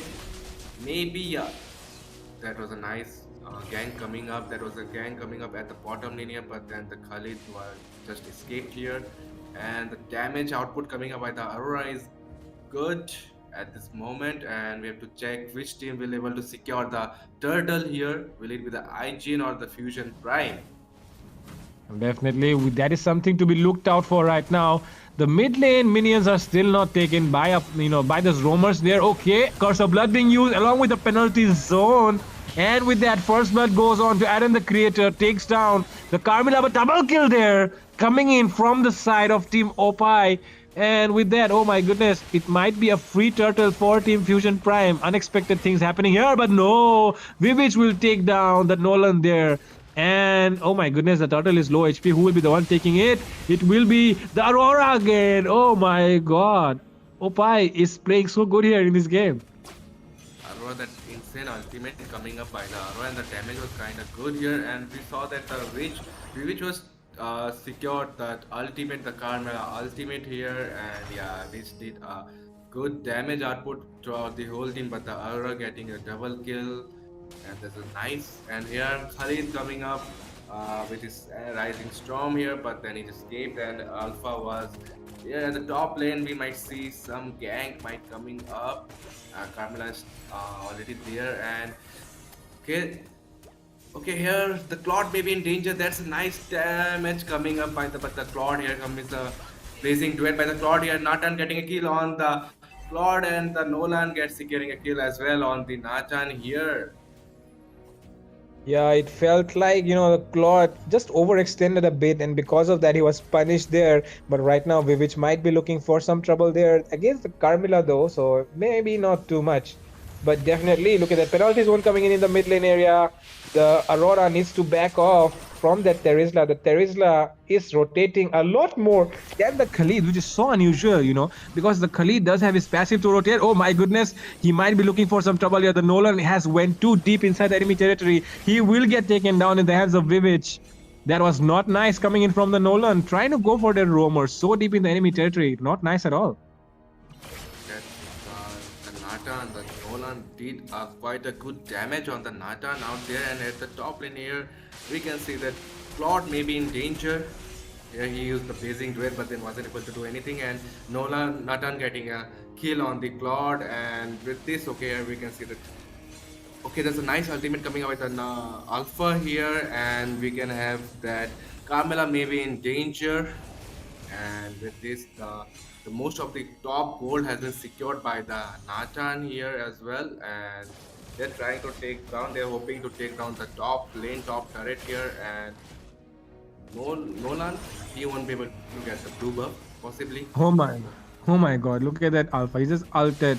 He just ulted on that blue buff, and I feel really bad for the Nolan there. The Nolan not able to take away that buff away from him. But right now the Khalid is looking for an initiation, but he's caught up between 5 members. He will get taken down by the Terizla there. And this turtle might go for free against on the side of Team IGN. Oh my goodness, things are not looking good for Team Fusion Prime right now. The Nolan might be looking for a retribution. Let's see whose retribution connects first. Will the Nolan be able to secure the turtle? No, he does not. It is taken away from him by the Terizla.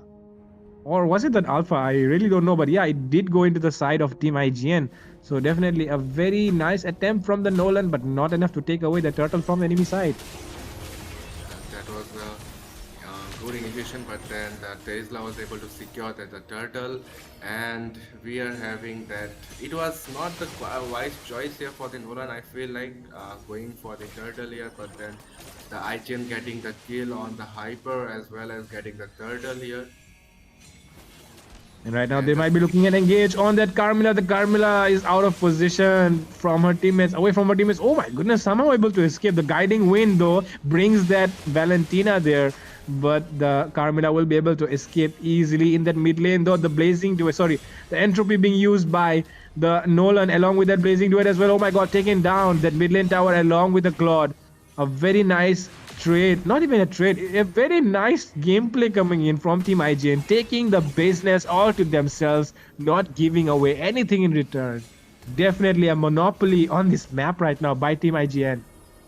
Yeah, they are dominating each and every lane, and they are dominating the whole map. There's a nice penalty zone coming out of the Terizla here, and Aurora may be in danger here. There's a killing spree coming up with the Matilda here on this Aurora, and the mid lane will be taken down. The Nolan was trying to do the speed push at the bottom lane, but at the mid lane, okay, that's a nice ultimate coming out of the Carmela here, but not much of a proper damage output coming up with the side of Fusion Prime here, and we are having the gang coming up here, and it's a 2-man down on the side of Fusion Prime. Not the best time to die right now because they might be able to take the turtle out, but I feel like they'll be going for the early lord instead. But no, Vivich has started the turtle, so definitely they will be going in for the third turtle as well. They will not be going for the early lord. They really want to extend this game. I do not know why, because they have a huge amount of advantage. Look at that gold, right? They have 6k gold advantage right now. Going for the early lord would have just did more things for them, but they will be going in for the third turtle, and definitely with that, things are not looking good for Team Fusion Prime, and there's nothing more I can say except the fact that keep your hopes high, try to get into the early game, in the late game, and definitely see if the side of enemy Team IGN makes any mistakes and just bounce on that. They are just hoping that IGN do some bit mistake here so that they can do a comeback here. Here we are having that that's a killing spree coming up with the alpha here on this Aurora, and we are having that the Natan using his ultimate, and I think at the top lane the lane will be secured by the side of IGN, and there is a maybe in danger here. Alpha might be in danger possibly because he went way too deep inside. No, turning way too well out there right now. That's a nice ultimate coming up by the Alpha and the Unstoppable coming by the Nathan here on this. Carmela and Nolan might be in danger, and alright, there's a Triple kill. coming up by the Terisla here. So it's a 4-man down only. The Aurora has been left out there. Will it be the end, or the Aurora will able to secure the turret, defend their base? Yep, Uh, as the passive was already there, they were able to defend their base out there, and we have to wait. I think the IGN might go for the Lord here. yes, definitely they have to go for the Lord right now because it's getting late. It's getting late, because if the Claude reaches that power spike, it will be difficult for them to sustain. But I feel like the Matilda is there as well, so definitely there is a lot of hope that they will be able to easily take those team fights any day. Oh, 4-man penalty zone coming in from Anti there, along with the damage coming in. But oh my goodness, shutdown been taken. 2 members taken down on the side of Team Fusion Prime, and 1 taken down on the side of Team IGN. Okay, very good trade, but right now they'll be focusing on that bottom lane. Tier 3 Frigid Glacier being used, but there's not enough damage to do anything. Easy turret for Team IGN. And with that, I feel like they'll be going in for the Lord right now. Or no, they're interested in taking the mid lane as well, I guess. But they will try to take down the mid lane as well. And that ultimate, did you saw that Vivich using the Carmela ultimate, but the Carmela, she herself miss out her ultimate there. And Definitely. I mean, it's Vivich, right? It's Vivich. He's not a joke. He's one of the top players in India. He has represented the country at the global stage. And definitely he's showing us why he was the one who did that and not anybody else. Right now, Blazing Duet connecting onto 3 members there. Enough damage, but not anyone to secure those kills. And that's why he has to back off. The damage coming in from the Nolan is a nice one as well. But Khalid...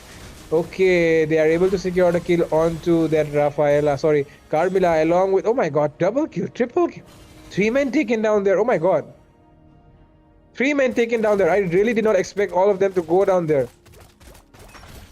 and only the Claude and the Khalid only left. Okay, Claude has been taken down by the Alpha with that mega kill out there, and Lord is marching from the bottom lane here. Will Khalid will able to defend, or the team IGN will make it their way for the next round here? Okay, They might be able to defend it. But right now the Frigid Glacier is connected. Oh my goodness. Aurora is dealing a lot of damage at the moment. And they will be able to shut down. Respect on that not Natan there. But these will be taken down. Penalty zone connects. Oh my god. It's a lot of damage being dealt by the Claude right now. But look at the healing coming in from the Matilda. The Matilda is also providing a lot of utility for his teammates right now. And with that, oh my goodness, successful defense coming in. But the mid lane inhibitor will get taken down. They are very low right now. They might be able to retreat. Oh my god. The Kimi will get taken down by the Nolan. The Alpha might get taken down as well. But look at the damage coming in on that Natan. Sorry, the Nolan. The Nolan somehow able to escape that damage there coming in.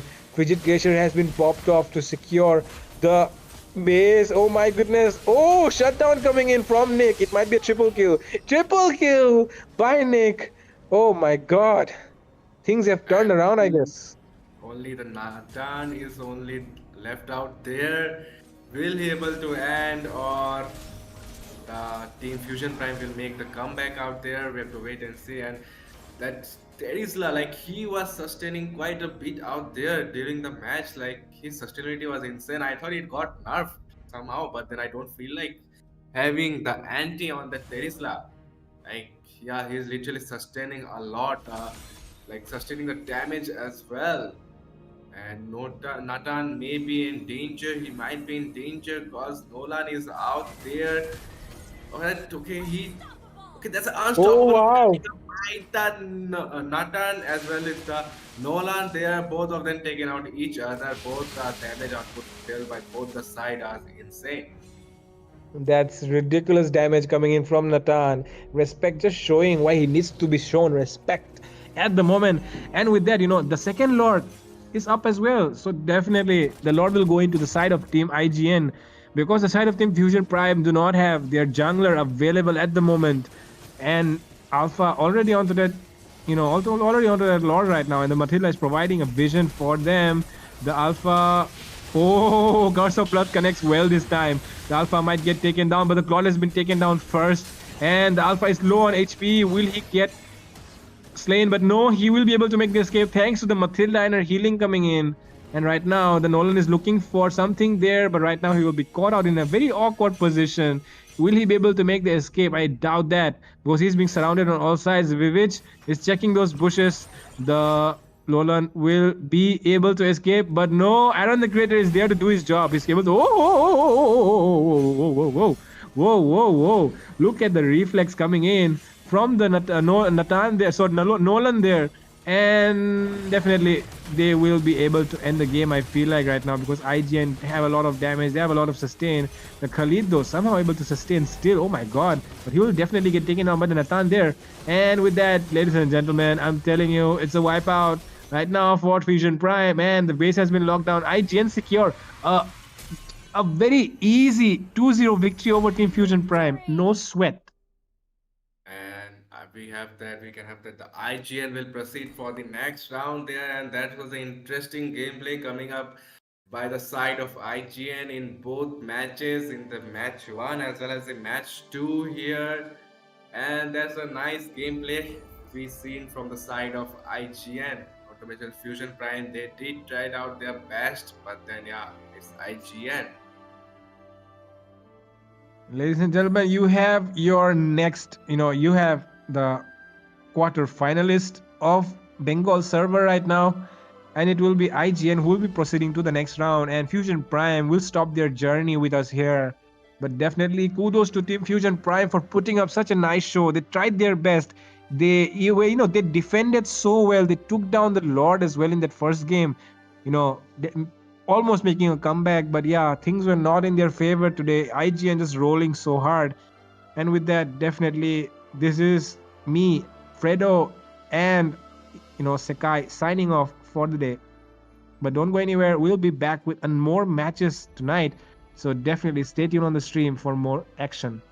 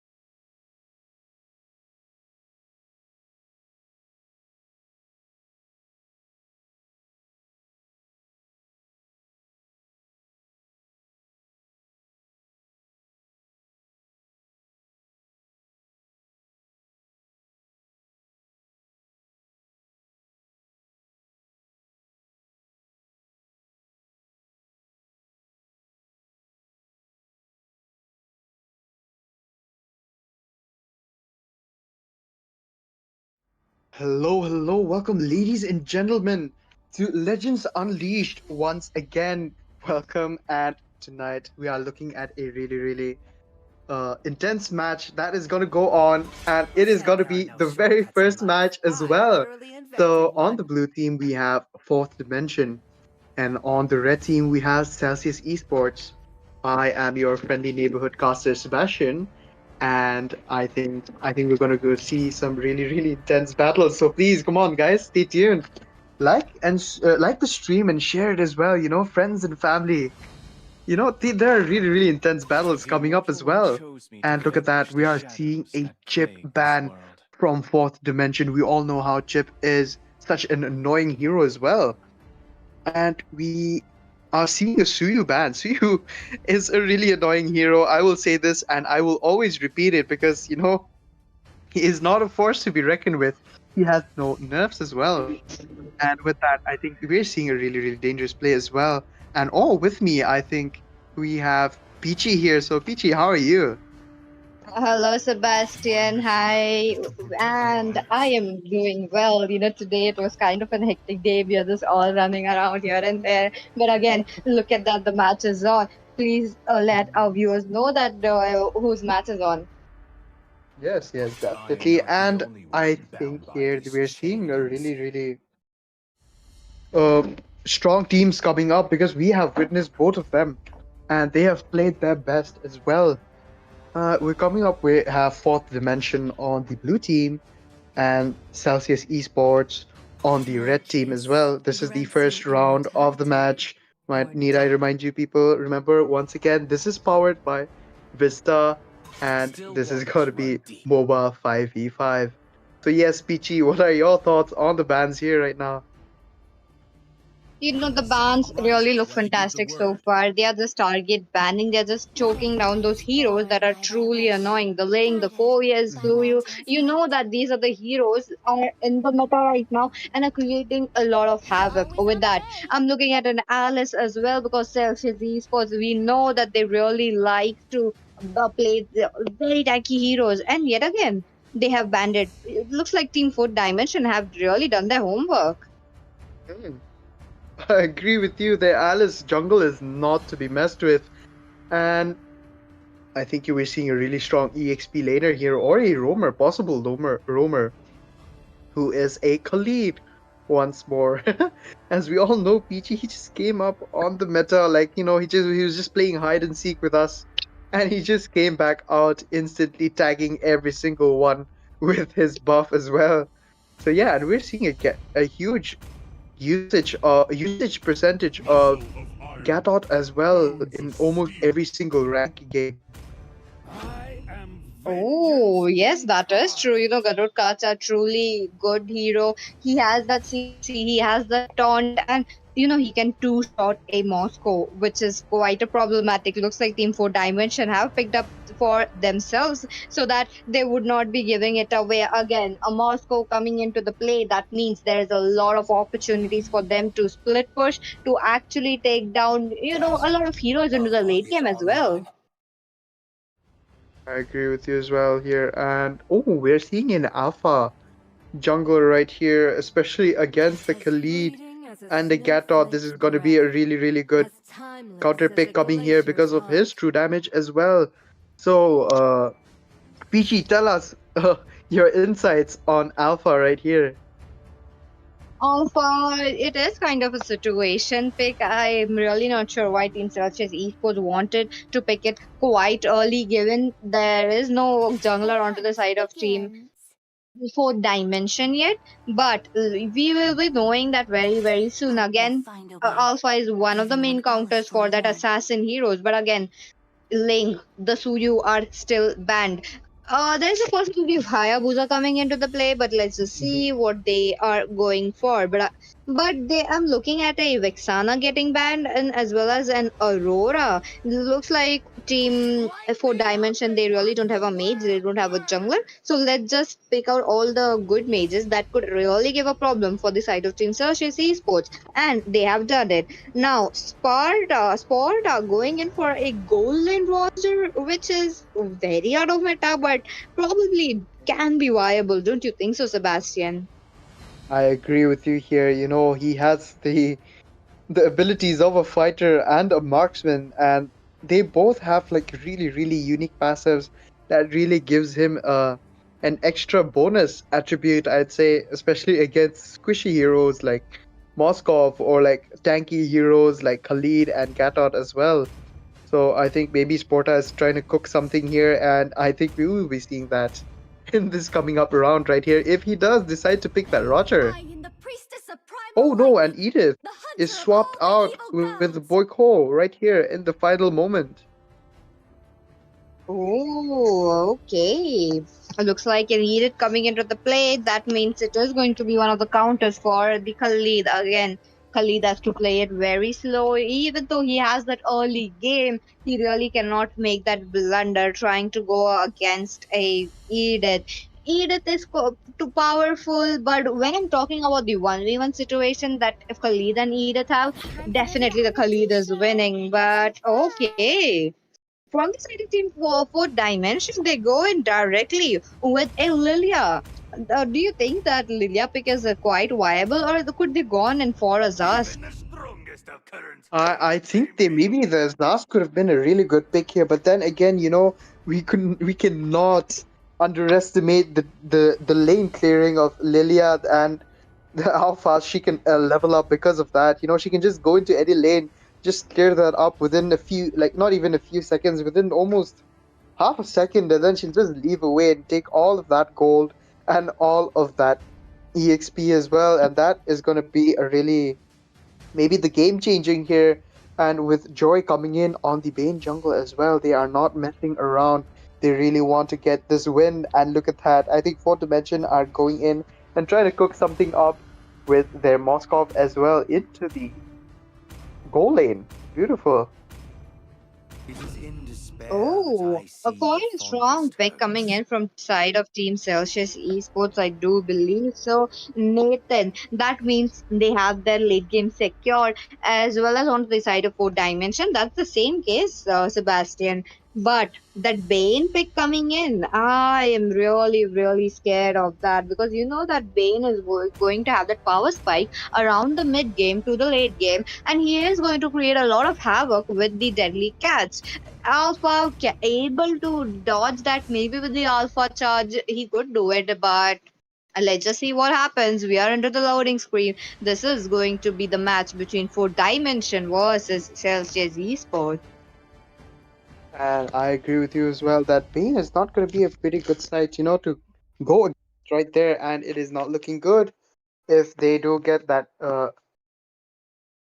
the feeding right there if the Bane is fed as well. So this is not looking good.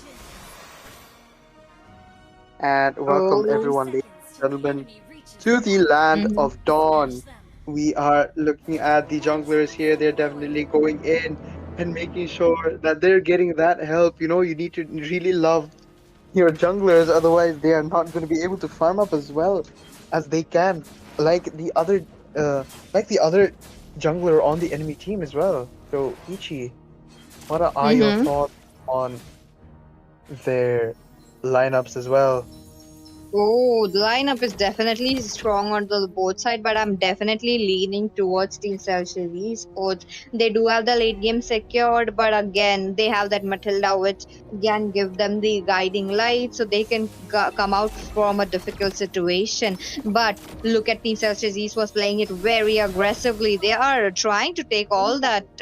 Now, jungle creeps from Bane, but the first blood beat already taken down. That was a Khalid going in, and we are looking at a roam Khalid.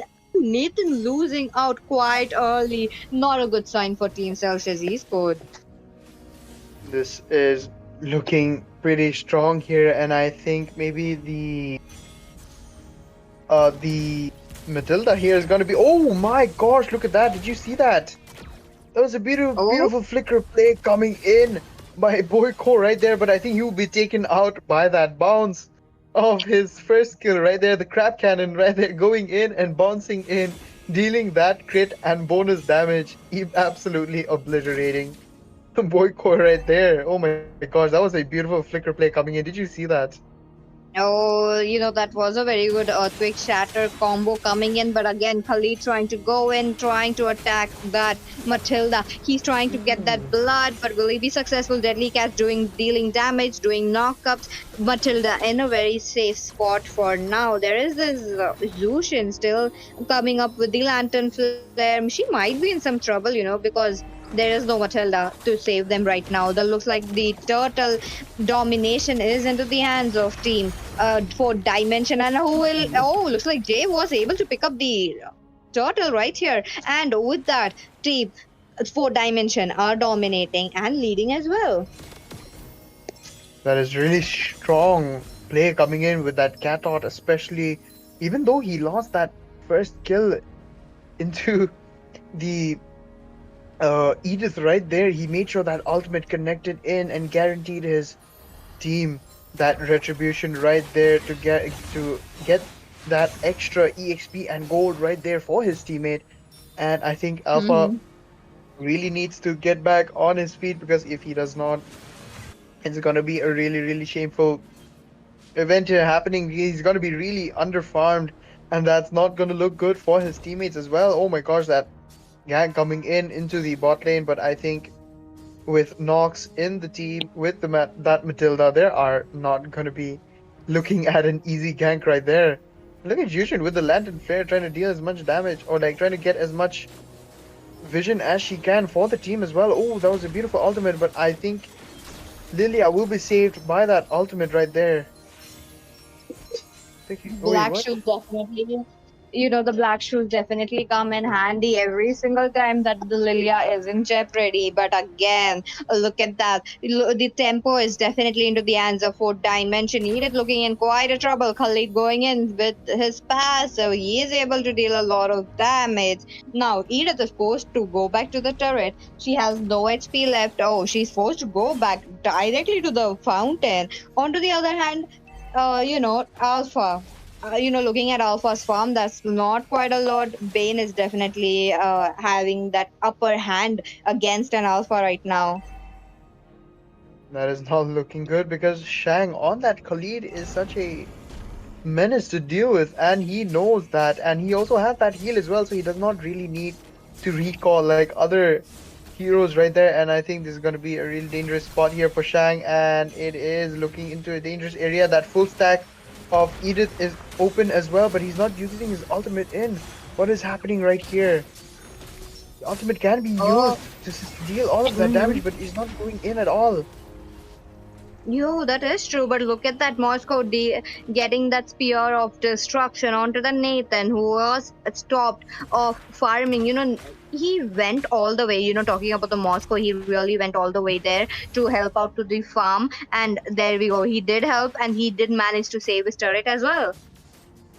I agree with you. My goodness me, Sporta was trying to get advantage of that, but he kind of let that Moskov hit him, and I think that was the big mistake here for the Sporta right there. And look at Celsius Esports, they are kind of in a really bad situation, because then again they have the Bane. Oh my gosh, dealing all of that damage along with the Lilia. They're almost taking out Nox from all of those bombs coming in. Oh my, that was a beautiful stun coming in from Moskov, but it barely hits him, and Nox was able to recall away in time before that Spear of Misery got caught into him as well. Ooh, we're looking at the Lantern Flare. And I think, those beautiful plays coming in. What the heck is happening? And Lil is look at Celsius. Celsius Esports are being pushed back to the turret. Look at that, the team fight is still on. Circling Eagle coming to the play, does a 4-man knockup. The Deadly Catch as well. Dog taking out the Matilda. The team fight is on. They are going in strong. 0-2 was able to capitalize that Moscow kill right there, along with that bounty. But Boyko, you are not leaving that Gatot Kacha, right? Gatot Kacha gets killed off as well.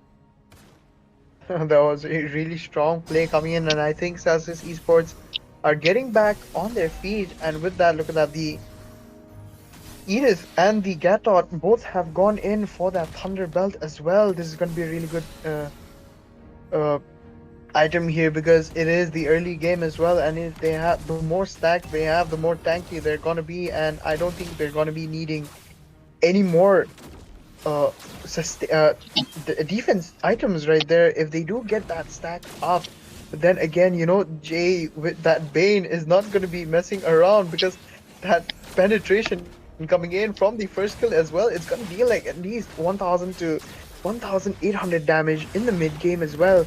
And I think this has got, oh, that was a beautiful play coming in from Khalid right there. Garen making sure the Bane gets that turtle once again. And I think 0-2 is not in any position and shape to take the turtle fight right there because none of his teammates are making sure that they are able to go in. And I think Boyko is in trouble here, but that passive of the ultimate is ready and I think he will be able to use it. And yes, he uses it and gets away from that 3-man gank right there into the top lane. Oh, that was a quite strong, but it looks like Team 4 Dimension have moved towards their attention towards the mid lane. They are going in strong. There is this Khalid still poking out, still dealing a lot of damage. But look at 0-2. He is blown off to 30% of his HP right now. Peachy, this is not going well because Alpha was going to be the one here dealing the most damage. He is dealing, but again, it is not enough. And that Nathan from Sporta is going to be that main damage dealer, so they really need to give him that farm. Otherwise, things are not going to look good for Celsius Esports right here.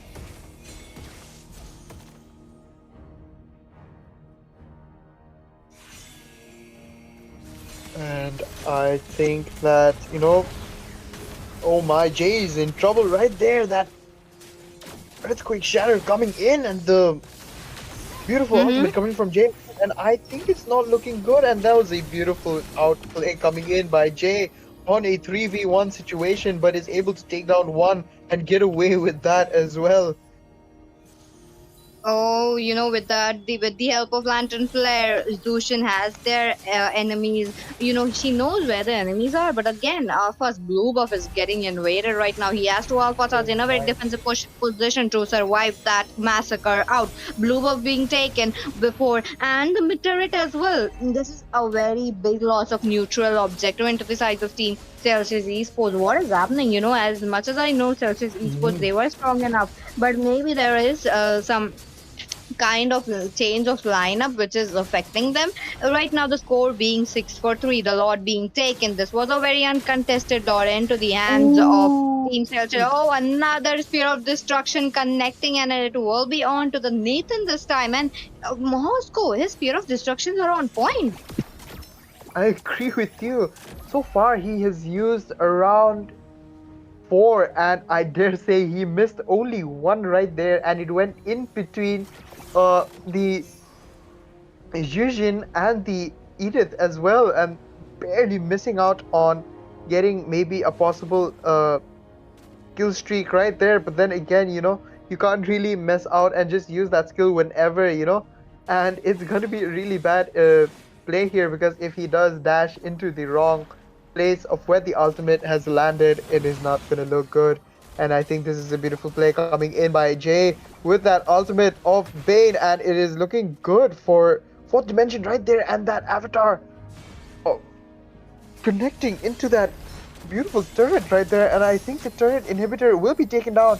And oh my gosh, that Matilda is taken down as well. 0-2 is going in with that retribution, trying to get that Jay down, and I think it's not going to work well for Celsius Esports right here, because that heal is not looking good. It is working so well for Jay and not looking good for Celsius Esports, because they are not able to take him down. And I think Boyko will be taken down by Moskov, and this was a beautiful 1-on-3 trade right here for 4th Dimension.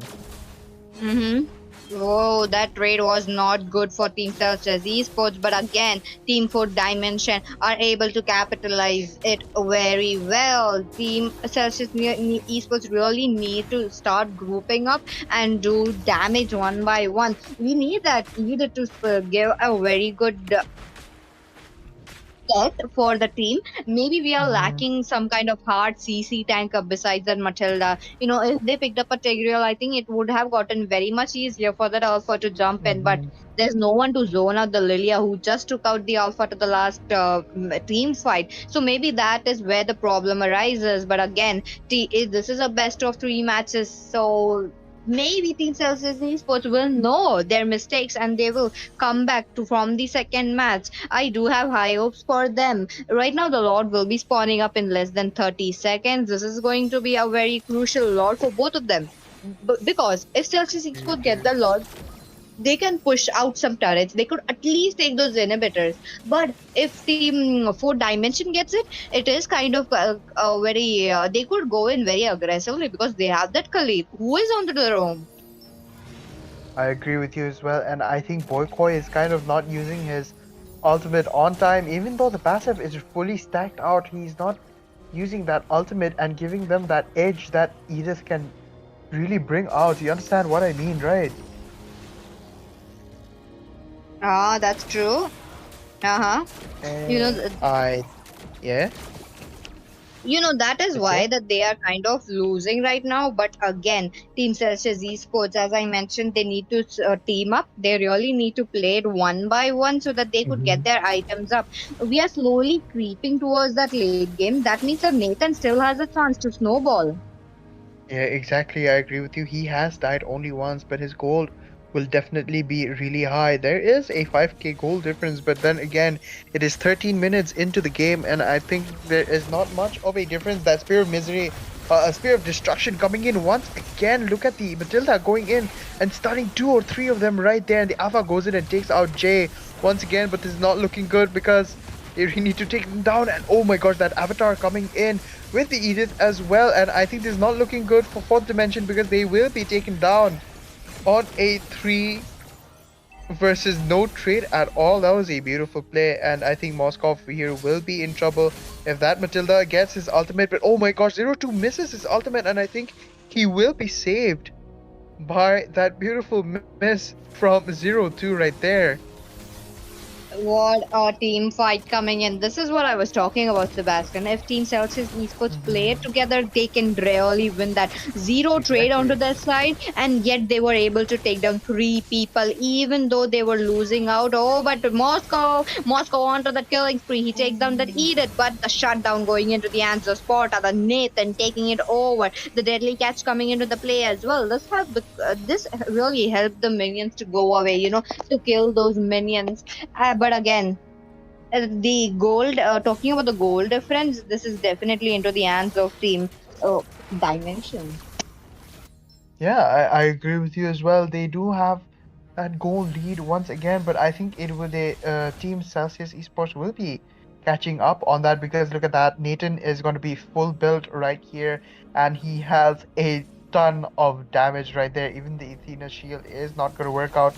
Even added up with the Radiant as well, because if he does get that Divine Glaive, it is not going to look good for any of the magic defense that Team 4th Dimension have right here, and it is gonna be a crucial moment here for Team 4th Dimension to mark that Mark Sportar here, because he's going to be the game changer of the current match right here. Okay, both the teams were dishing out a very equal amount of damage, and that Sporta getting that shutdown really helped him to snowball, And I do believe that he could do it, but he really needs that little better position to help it out. But I look at that Bane. Bane picks up a immortality. That means he would have a second chance in running, even if he gets caught down. But he has the second skill, I don't think that he will be affected much. Oh, but wait a minute. Khalid jumps in with the Raging Sandstorm, stunning up 2 people right there, but there was no follow-up from the side of Team 4 Dimension, which was a waste ultimate if there was a no follow-up. I think this is going to be a good Lord fight right here coming in. That beautiful flicker play and Earthquake Shatter coming in from that Edith, and the ultimate is finally out in half HP right there and giving that edge that they needed. And look at that, the Nathan is going in and easily dealing so much damage onto team. But look at Lee, and I think this is gonna be a quick.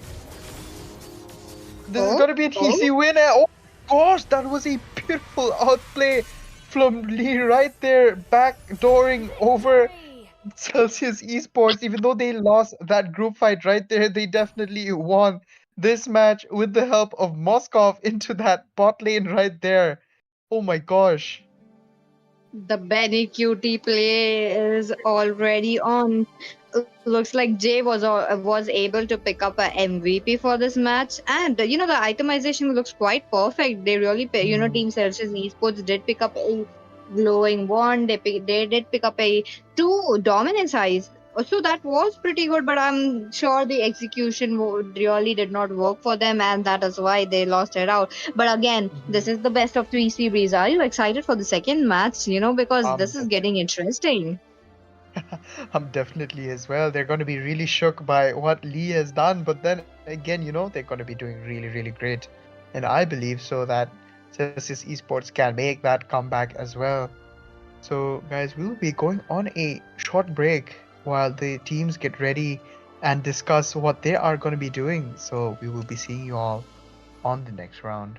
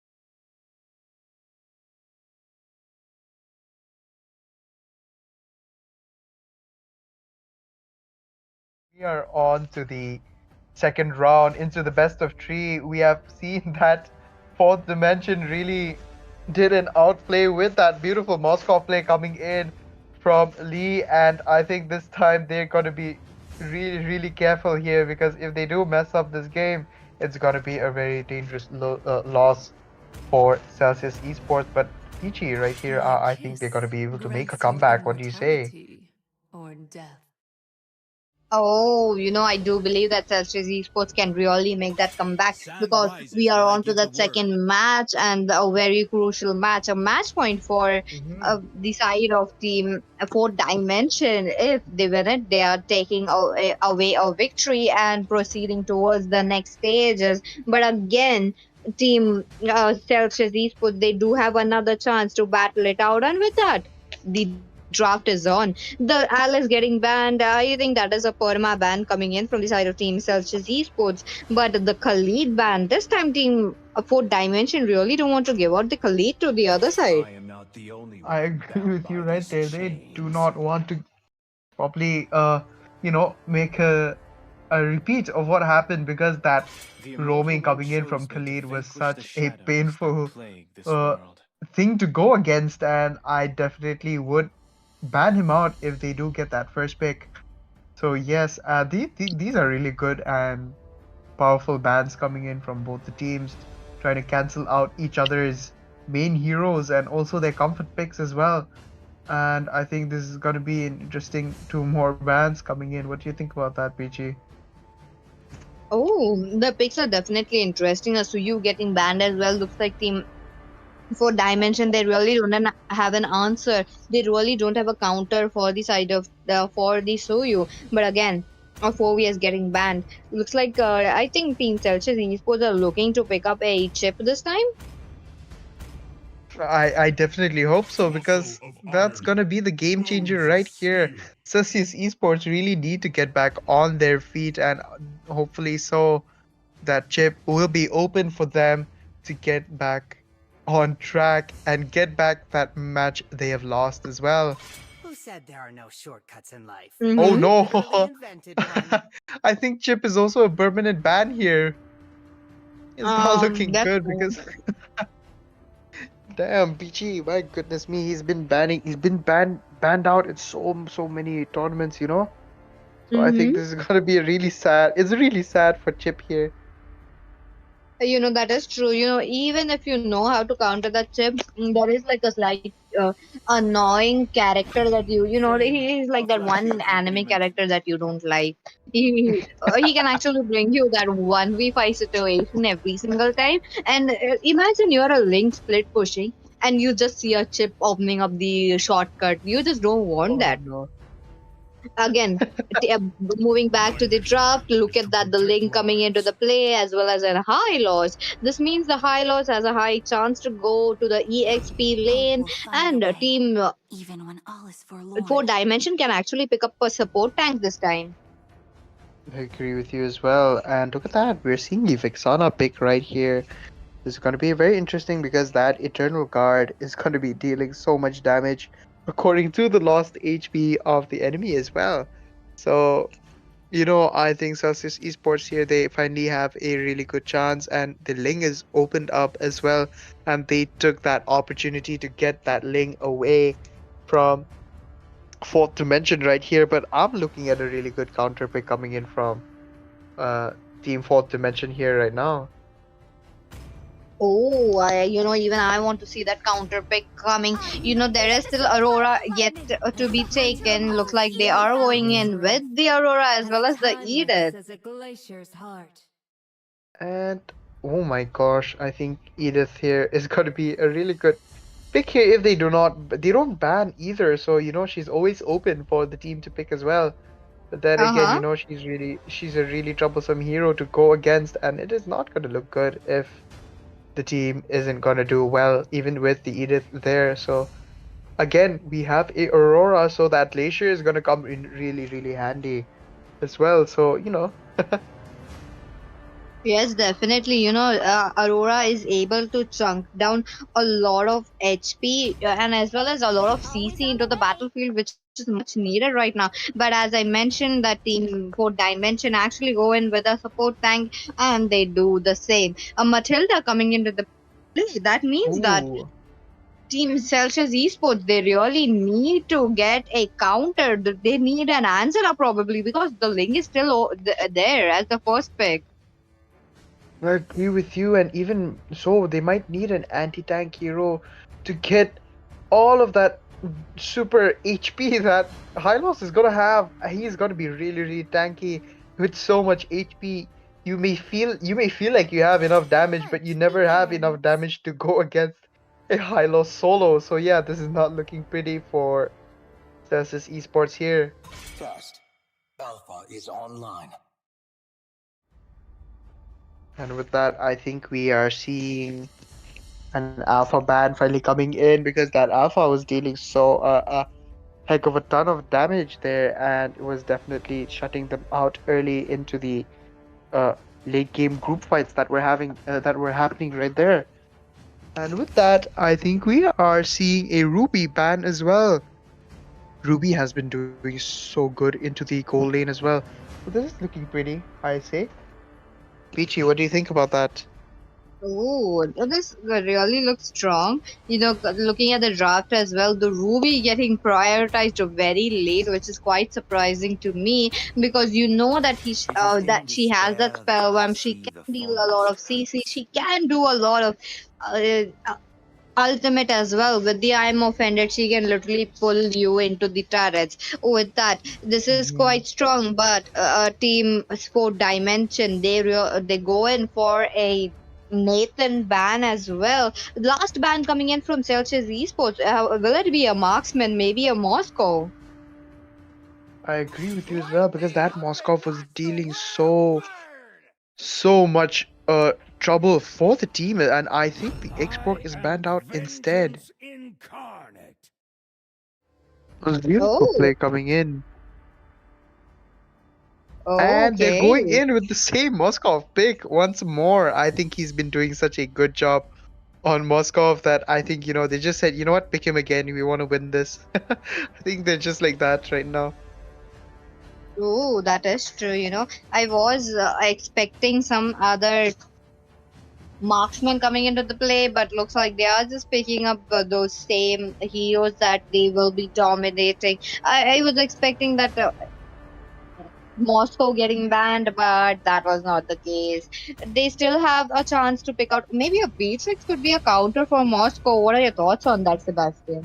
Oh, I agree with you. I think that I see lots of Roger is going to be a really good pick here. But then again, we can't really mess around with a Fed Moskov if he does not have that immune. Roger's just gonna be eaten up. Even though he is the wolf, he is not gonna be easy going against a Moskov with a purifier, especially from those implosions and the glaciers coming in, even the earthquake shatter as well from the Edith. So he's gonna be able to survive all of those. And look at that, we're looking at a 4-man purifier right there on Team Fourth Dimension. Oh, okay. That is quite strong coming in. I think that Matilda really needed that Purify coming in, and they pick an the Tigreal, which is quite annoying with with the implosion that he comes in, and they really need to scramble up. They are looking good. Both the teams are looking really, really strong here. And that Martis to counter out that implosion along with the glacier as well with his second skill.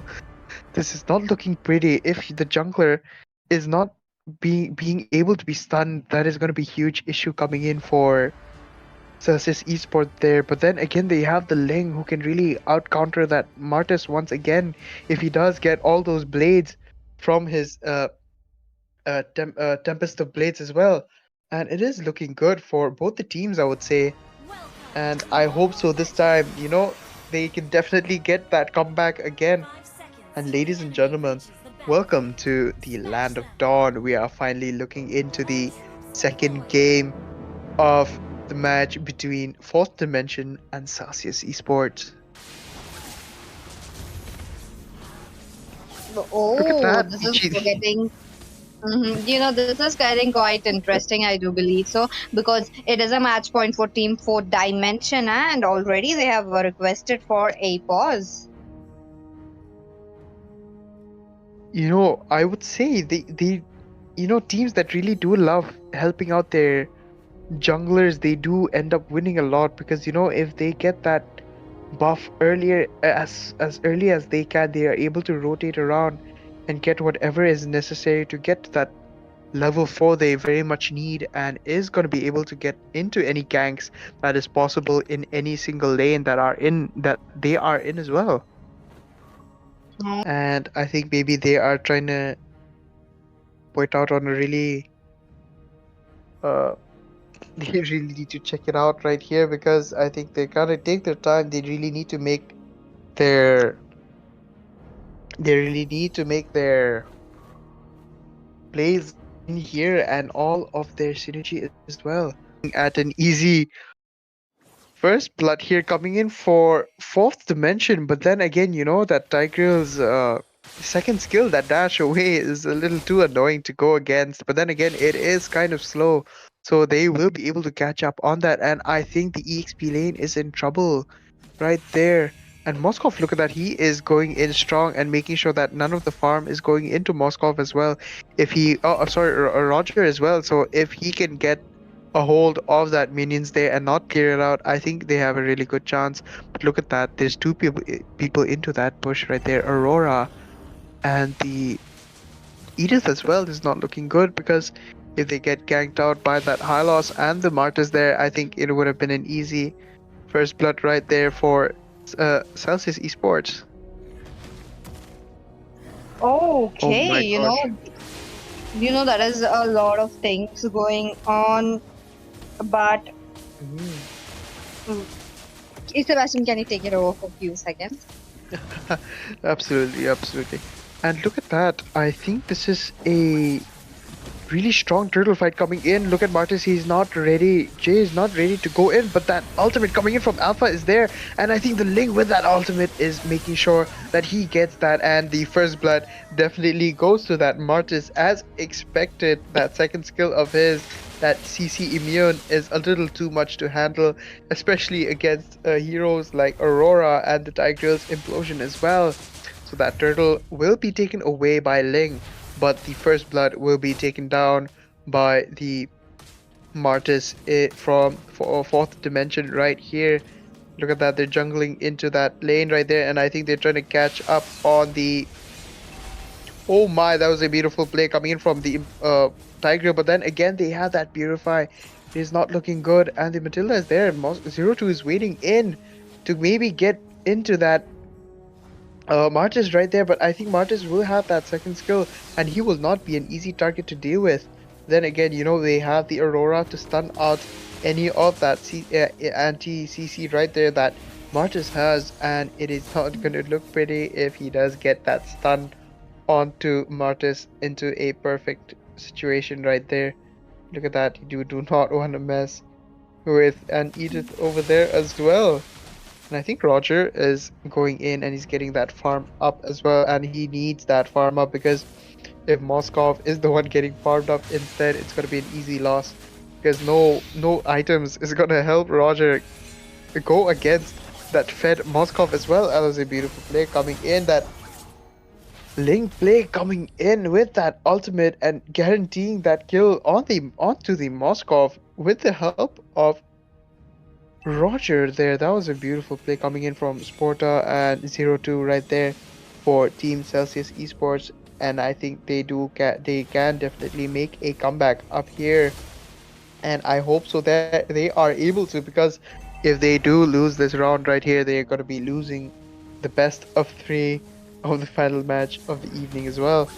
Look at that, the turtle is going to be, it's looking like it's going to be an easy turtle, but look at that again, he does have that second skill, but look at that Glacier coming in from the Aurora, but guaranteeing that is not going to make sure that CC is happening on to the Martis as well, but the Ling is getting away from that much needed group fight, which could have definitely costed them dearly. But look at that, the ultimate going in on Martis, and I think he will be able to escape that dangerous attack coming in from the Martis as well. That German suplex is ready onto the Edith, ready to take down any single one of fourth dimension. But then look at that, Matilda is in trouble from 0-2, but then again, you know, she is a Matilda once again. She will be able to be taken out, and that Spear of Misery finally missing. Oh, hello Peachy, welcome back. Yes, thank you so much, and I'm so sorry about that. But No issues, we no are, issues. you know, looks like the domination from fourth dimension is still strong, even though they were onto the red side, even though they lost out onto the first pick, they are still thriving. You know, there is also a lot of so much going on in the match, and I am definitely seeing that domination coming in from the junglers. You know, the Martis. I agree with you as well, and look at that. As I've said before, the Martis definitely took on that first blood as well. They did lose that first turtle, but then again, you know, that Martis was there to secure that kill because he had that second skill ready for the Glacier coming in from Aurora as well, and maybe he wasn't able to take down that turtle again. But then look at that, that was a beautiful play coming in from Matilda, trying to get that kill onto the Roger. But then again, look at the Ling with his Tempest of Blades, and it is not looking good because they are low on the turrets and even taken down as well. But a beautiful play coming in from Martis to take down, and I think that was a beautiful shutdown. Oh no, that was not a shutdown, that was a beautiful kill coming in from the Martis once again, and absolutely shutting down Celsius Esports. And I think this is going to be an easy retribution for the Edith. Oh, the Edith is taken down that turtle as well. Ooh, That was a very beautiful strong play. move coming in, but look at that, Edith still have a domination A game on. They are already swarming up towards the enemy's jungle area. this is quite not looking for good for Team Searches Esports, I do believe, because they really did a very good job onto the draft, other than the Roger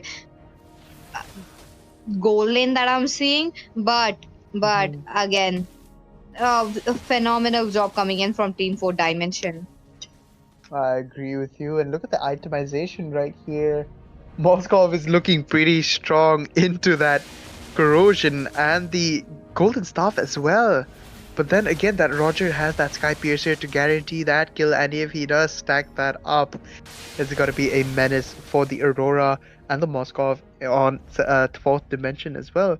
And look at that, they're going in on a 4-man gank into the Moskov as well. And look at that, I think this is not looking pretty, especially for the Moskov with that Aurora coming in on the Glacier. And that was a beautiful play coming in from Celsius Esports. And as you have said, the odds are really favoring onto Celsius Esports right now. Looking at the match, they are doing well. They can do a lot of things. Okay, Roger gets a kill there. Looks like they even out the score for a 3-3 right there. That's really strong. Look at that. The Aurora casually freezing onto that turret right there and trying to make sure that that minion stays on a little longer for that Lord fight to happen as quick as possible. Look at Ling's HP right there, taken out almost by Matilda, but then that Frigid Glacier coming in from the Aurora is takes down the Matilda right there, and they do not have an escape. But that Retribution coming in, but then again the Aurora takes that Lord, a beautiful Lord play coming in, and I think Edith will be taking down that Moskov once again, and that beautiful double kill coming in from Jay once more. That was a beautiful play. The Martis on the fourth dimension is playing on pretty strong and very, very aggressive as well, and I think aggressive is what you need here for fourth dimension to get back on their feet. If not, they are going to be going on to the third round of the match in the best of 3 against Celsius Esports here. Oh, that is highly possible, but let's just see what are the odds, because Martis is going to lose his power spike very soon, in less than 5 minutes, and I want to see how Martis will be coping up, because Team Celsius Esports, they were able to take that turret. Now again, the Moscow, who is not able to farm up, he's on a score of 133. That means there is this threat coming in from Aurora, which is a lot, and a Ling as well. Ling was able to go directly to the back line and burst every single one. And is this a problem for Team Celsius Esports? Sorry. I think so. PG, they're definitely in trouble if they do not get their game on set right here. And look at that Glacier coming in once again, trying to make every single skill here count. Is going to be really, really important issue here. Ilos barely escapes that freeze coming in from Aurora as well. That implosion getting ready from Team Celsius Esports, and I think they're going to be doing a hell of a good job here.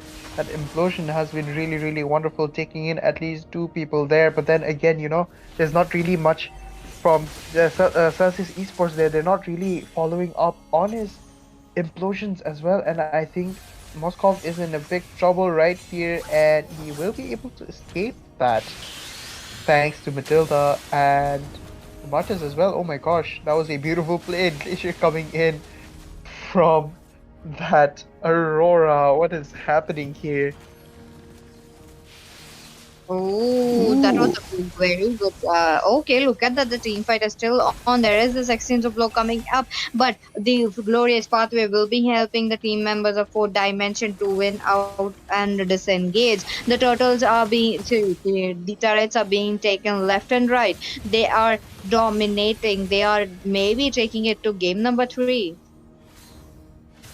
I definitely think so. But then again, you know, they are 4th dimension. They really do know how to make really good comebacks as well. But we are seeing a total domination loss over here because of the Ling right there. He is proving to be quite annoying, along with the Edith as well. If they don't get this Lord, it's going to be a big issue. And then again, they have that Aurora, which is making it a little impossible for team now Fourth Dimension to make it even uh to make it even to the Lord to get that. Oh, that was a beautiful play from Matilda coming in with that guide, and that retribution goes in and steals the Lord from Ling as well. And look at Aurora, he is making sure that that kill is much needed right there, and Roger was able to deal as much damage as he can, but I think he will be taken out if he is not careful right there, and he is taking down that high loss right there. That was a beautiful play from Sporta, and I think we are looking at a really strong comeback play right here. That was a 0 for 3 trade, not a good trade, but again, Team Celsius Esports, they were able to pick up the tempo to themselves and they are doing well. Look at the scoreboard as well, a 10 for 5 already. It's just 13 minutes into the game. I do believe that the Martis is falling off. He's trying to deal a lot of damage with his skills, but just not enough for now. I agree with you as well. And look at that. I think this is definitely a guaranteed win if they are able to mark that Hylos in as well. They do not have enough CC to get all of that thing out. And I think Vexana here is definitely in trouble from that lane, but he will be taken down by the Moskov as well. This is not looking good, but the Roger does get that kill onto the Matilda as well. And Hylos is definitely in trouble. And I think this is going to be an easy win there if they mark that crystal right there. And it is definitely a win for Celsius Esports. And look at that, we will be going on to game 3 right there, PG. Oh, yes, we are definitely because Celsius Esports were able to pick up the tempo and they win it out. That Lord directly marching in towards the crystal, that was it. That was the nail to the coffin. But again, they were having how the minions, the minion things were quite perfect, and with that, they were able to pick Mhm. up the win. I agree with you as well. That was a really bad play coming in from Team Fourth Dimension. They really had that comeback ready, but then again, many things can happen, and it is definitely an easy win right there. So I would definitely say that the third round is going to be probably the most interesting right here. And I hope we will be seeing that repeats on to the third and final round of the match tonight. So, guys, we will be going on a tiny short break, and as promised, we will try to come back as fast as possible.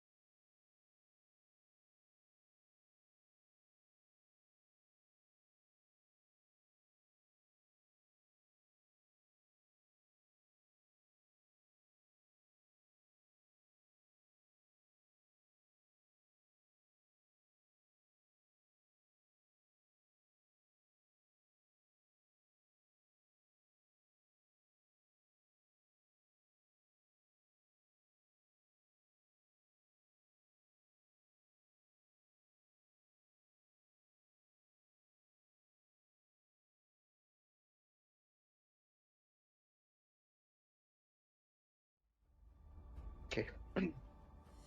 Hello, ladies and gentlemen. Welcome to the final round of this best of three and the final match as well.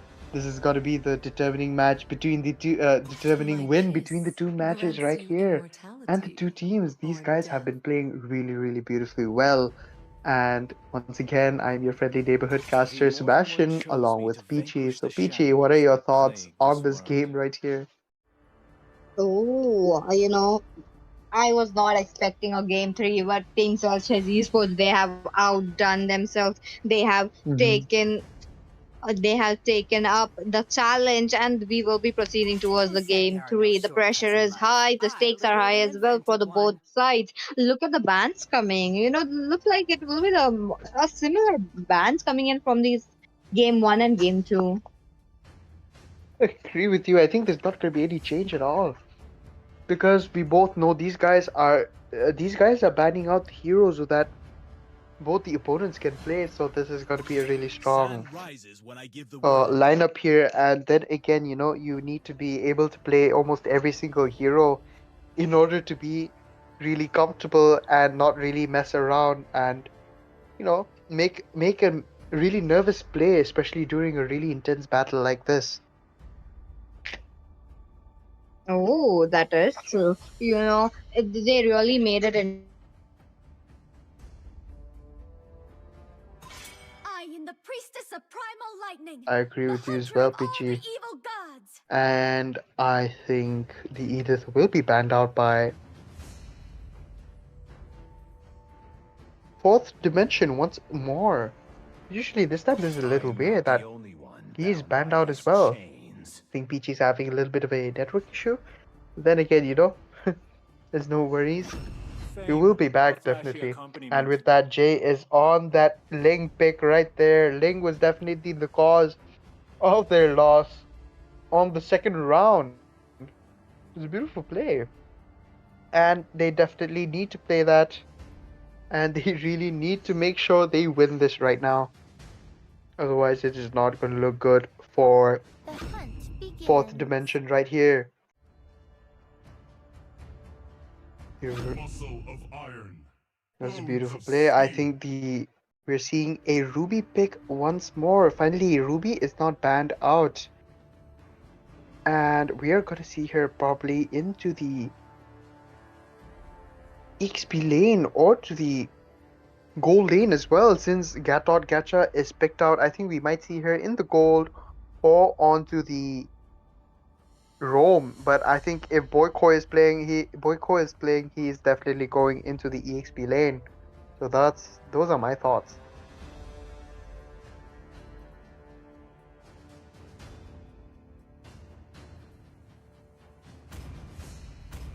That I think this is not looking good for. Guided by lantern's light. Ooh, my gosh, we're seeing a Yujin pick once more from the side of Fourth Dimension once again. And look at that, I think we're looking at a really, really strong Halos pick coming up here. They definitely made that mistake again, but then again, they kind of adapted into that situation, which was Celsius Esports. They really did adapt onto that Halos pick in the EXP lane and absolutely dominated and wrecked Fourth Dimension. And I hope so that this was going to be a repeat on both the teams, because they did show domination on both the games that they have played as well.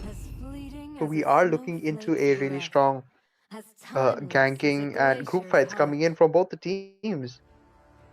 Oh, this is quite looking strong, coming back to the draft. I'm sorry, I was having a network issue, but I'm back.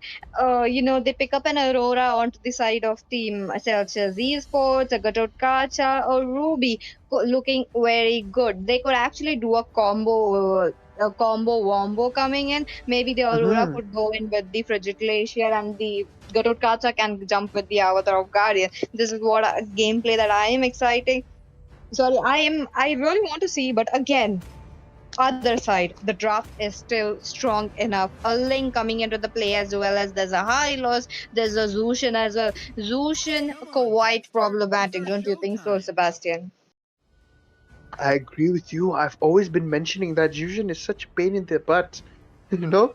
She just lift people up like a baby, whether you're tall, whether you're short, whether you're big, or whether you're small. She's just gonna pick you up like a baby, nevertheless your size, and she's just gonna throw you wherever she wants, or wherever the team needs you to be, you know? They're just gonna throw you away into that position where it is necessary. And once again, that new mana buff that she got, mana adjustment that she got, she is even more of a menace than she ever was. And Peachy, I agree with you right there on so many levels of appreciation. Oh, that is true, Sebastian. But again, coming back to the drop, the Hayabusa going back to the ban section, looking at the Claude as well. This is looking quite strong. But I really don't know why the Claude ban, but really did not play a Claude. But There, and it was absolutely a nightmare to watch that gameplay in round two because Moscow was getting shut down a lot by the Aurora. And I think we are seeing Sporta on the Moscow pick. They're trying to get that Moscow away from Lee once more. Okay. I was quite not expecting it, but it looks like team Celsius Esports were able to pick up this time and they will be going in for it. This is kind of like a deja vu from the last game, don't you think so, Sebastian? I agree with you. But look at that. They are changing up a wee bit of things, and I hope so. This is definitely going to work out. And look at that. The high loss probably going on to the EXP lane if they do pick out that Minotaur. Otherwise, it's going to look good. They have a Beatrix against that Moskov and against that Ruby as well. So we are sure now that Ruby is not going into that EXP lane or going roam at all because they do have that Gatot roam. And with that encourage or the dire hit, it is going to prove really beautiful. Okay. The draft coming in from both the sides is quite strong, but a Fanny. Oh, a Fanny coming into the play and looks like they could go in for that, don't? But again, okay, looks like there is some kind of switch up. I would love to see a Fanny coming into the play because the Fanny could just jump in with the cables, try to get that Beatrix or probably the Zushin as well. But again, 0-2 has eyes onto that. Nolan proceeds with that. Oh my gosh, the Nolan has been picked out and is not looking good. That Nolan right there is going to be such a menace because we all know how big of a snowballer he is, and he's just gonna melt down mages and even tanks in the early game. So that is not really, looking good for fourth dimension right here. Okay, but again, the Nolan really has to snowball the early game. Nolan has to get those kills, maybe assist, and then he is able to do it. But I really have high hopes for Team Celsius Esports because they are known for actually doing this kind of gameplays. And as we are into the loading screen, what are your opinions? Oh, wait, we are already onto the land of Dawn. A quick guess, Sebastian. I would definitely say here, I think the odds are on favor against Team Fourth Dimension here. The odds are against Team Fourth Dimension because look at the composition here. If we're talking about defense, sustain, along with damage and burst as well, they have a ton many. And look at that, once again, getting carried around like a baby. This is why I do not like Jujin in real life as well. Every time they pick her in a ranked game I'm playing in, I rage and I literally punched the table and I'm like, why did they pick Ban? So yeah, that is literally my reaction every time I see Jujin. Oh, but again, Zushin is quite annoying with the lantern flare, and let's not talk about the Crimson Beacon as well. Crimson Beacon being, you can blink it to a distance and still deal a lot of damage. Again, that the Leto being already taken into the hands of Nolan this time. That means he is going to be one level ahead of that Ling this time. Ooh. Ling. That is really strong coming in because that time and that was a beautiful damage coming in from Gatot right there. That heal is ready, that revitalize is ready to take on whatever gank is coming in. And look at Nolan, he's gonna burst out that Fusion right there and is definitely snowballing just like he said we would. And look at that, I think it's working out well, but look at that dash is not looking good.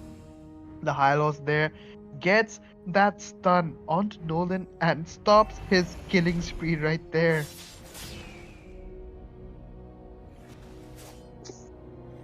Okay, Nolan is really able to snowball that early game. He is able to take up a lot of damage as well, but I think Hylos has some other plans. He goes in with the glorious path wherein looks like the Nolan will be the one taking up the turtle and 2 kills as well. A double kill picked up by Neko's Queen right there. Is not looking good because look at that. Workhorse onto the HP lane along with the Catot getting ready to jump in, and just like you have said that Aurora is following up on each and every jump Guardian of Avatar that Gatot is going in with, and she is making sure that they get away with at least a kill even if they are gonna die as well. So just like you have predicted, Peachy, this is going pretty strong for Team Celsius Esports right here. Oh, that is true, Looks like the Nolan was able to snowball. Nolan is getting that farm. He's getting those kills. It is quite good for him. But another question is will Nolan be able to shut down the Beatrix? Beatrix, it is going to be quite a problem. But looks like Moscow has some support coming in from Gaturkacha. The turtle will be spawning up in less than 40 seconds. It is going to be another battle of retribution, quite a show that they will be put up because the last team fight that was fantastic. I agree with you as well. And look at that. Look at that, PG. Finally, the turtle is into the bot lane. So I think we will be seeing a lot of gank coming in from Nolan. And look at that. I think Carmilla is definitely in trouble. Look at that. The Vengeance barely saves out that Carmilla from getting deleted by 0-2 right there. And I think That this was is a a bad good. situation here. Beatrix is getting Yeah. fed from all of that tower gold right there, and it's not looking good because that flicker will not be able to save her much if she gets away from that. And as we have said before, that Moskov and Nolan instantly deletes her out of that lane of whatever she was trying to defend. So this is going to be a good. Oh, look at that! The team fight is on, Sebastian. Look at that. That was a beautiful play coming in from Nolan once again, but I think he will be taken down by Jay.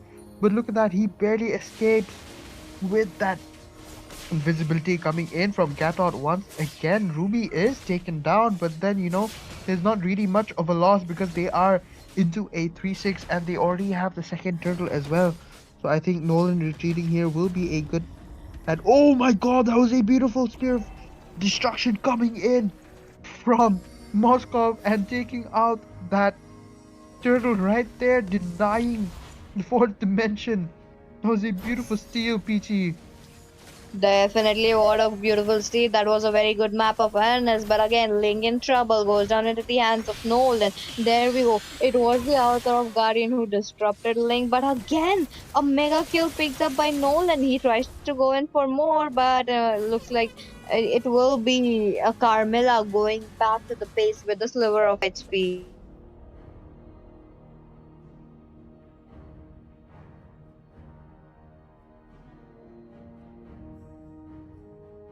That Ling right there into that lane, denying him of whatever farm that he had. And look at that, the Moskov is taking down Beatrix like paper. He finally has his corrosion sight and that golden staff as well, so he's going to be dealing a lot of damage within a small amount of time. And look at that ultimate coming in once again. That Spear of Destruction does miss, but then again that Spear of Misery is going in, and a beautiful stun coming in from that Moskov into that Gatod's ultimate form. He really pushed away their Hylos into that ultimate there, if you notice. Oh, that is true. You know, that Spear of Misery connected well as well, even though the Spear of Destruction did not. But the team fought purely beautiful. Even Carmilla coming up with the Curse of Blood, she was able to stun up, get a connection onto like 4 to 5 people, but that was just not enough. Look at that Moscow going ham onto that turret. That is a lot of damage onto the neutral objectives. Looks like Team Celsius Esports really got this game, don't you think so, Sebastian? I believe so. This is going to be a really, really quick match, and if they can end this within 10 minutes, it's going to be such a beautiful play coming in for both teams. But I think that Gatot is in trouble. He's not able to use his ultimate to get away from that Fusion once again.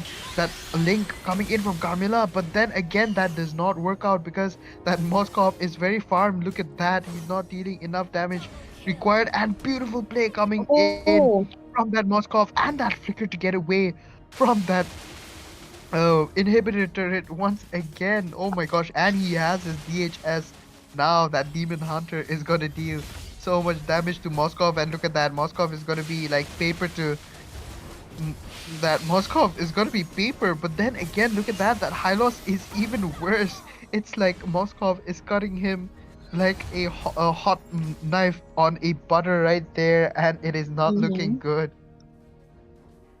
you know, there is also a wide gap of goal difference that you're looking at. I'm talking about like almost a 8,000 goal gap that is increasing to 10,000 very very soon. And if it does, that is a problem for the side of Team 4 Dimension. You know, the draft coming in from 4 Dimension, that is purely perfect. I would really give them an A+.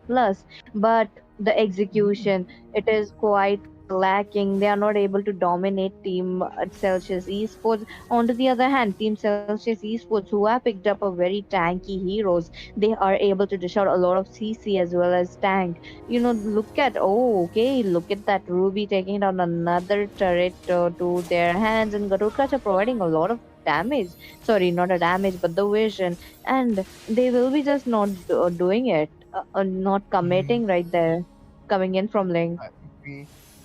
I agree with you as well. That is not linking up to whatever composition that they're trying to get. Their lineup is really good, but then again, it's not really going in and uh, doing what they thought it would be doing. But then again, look at that beautiful play coming in from Gatot once again, and that Ruby to connect onto that glacier from Aurora, and that Moskov to kind of finish them off as well. And I think this is going to be an easy win for Celsius Esport once again. Oh my gosh, Fusion is pulled away from that base right there by Boyko. Oh my god, and this is definitely an easy win.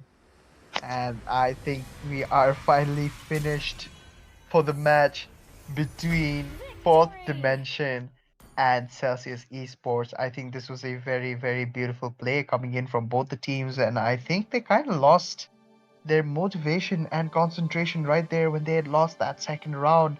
But then again, Fourth Dimension did play really, really well. What do you think so, Peachy? Oh, that was definitely a beautiful gameplay coming in. They were Team Celsius Esports picking up that victory. They were able to finish up the game even without a lot. That was more mind blowing than the Moscow really finishing up the base.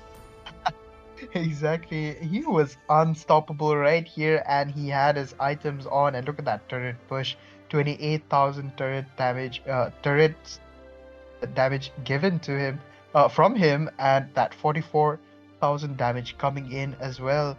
And I think a real MVP here, I'd say, would be Nolan snowballing onto many of those heroes early game for that Moskov to farm up.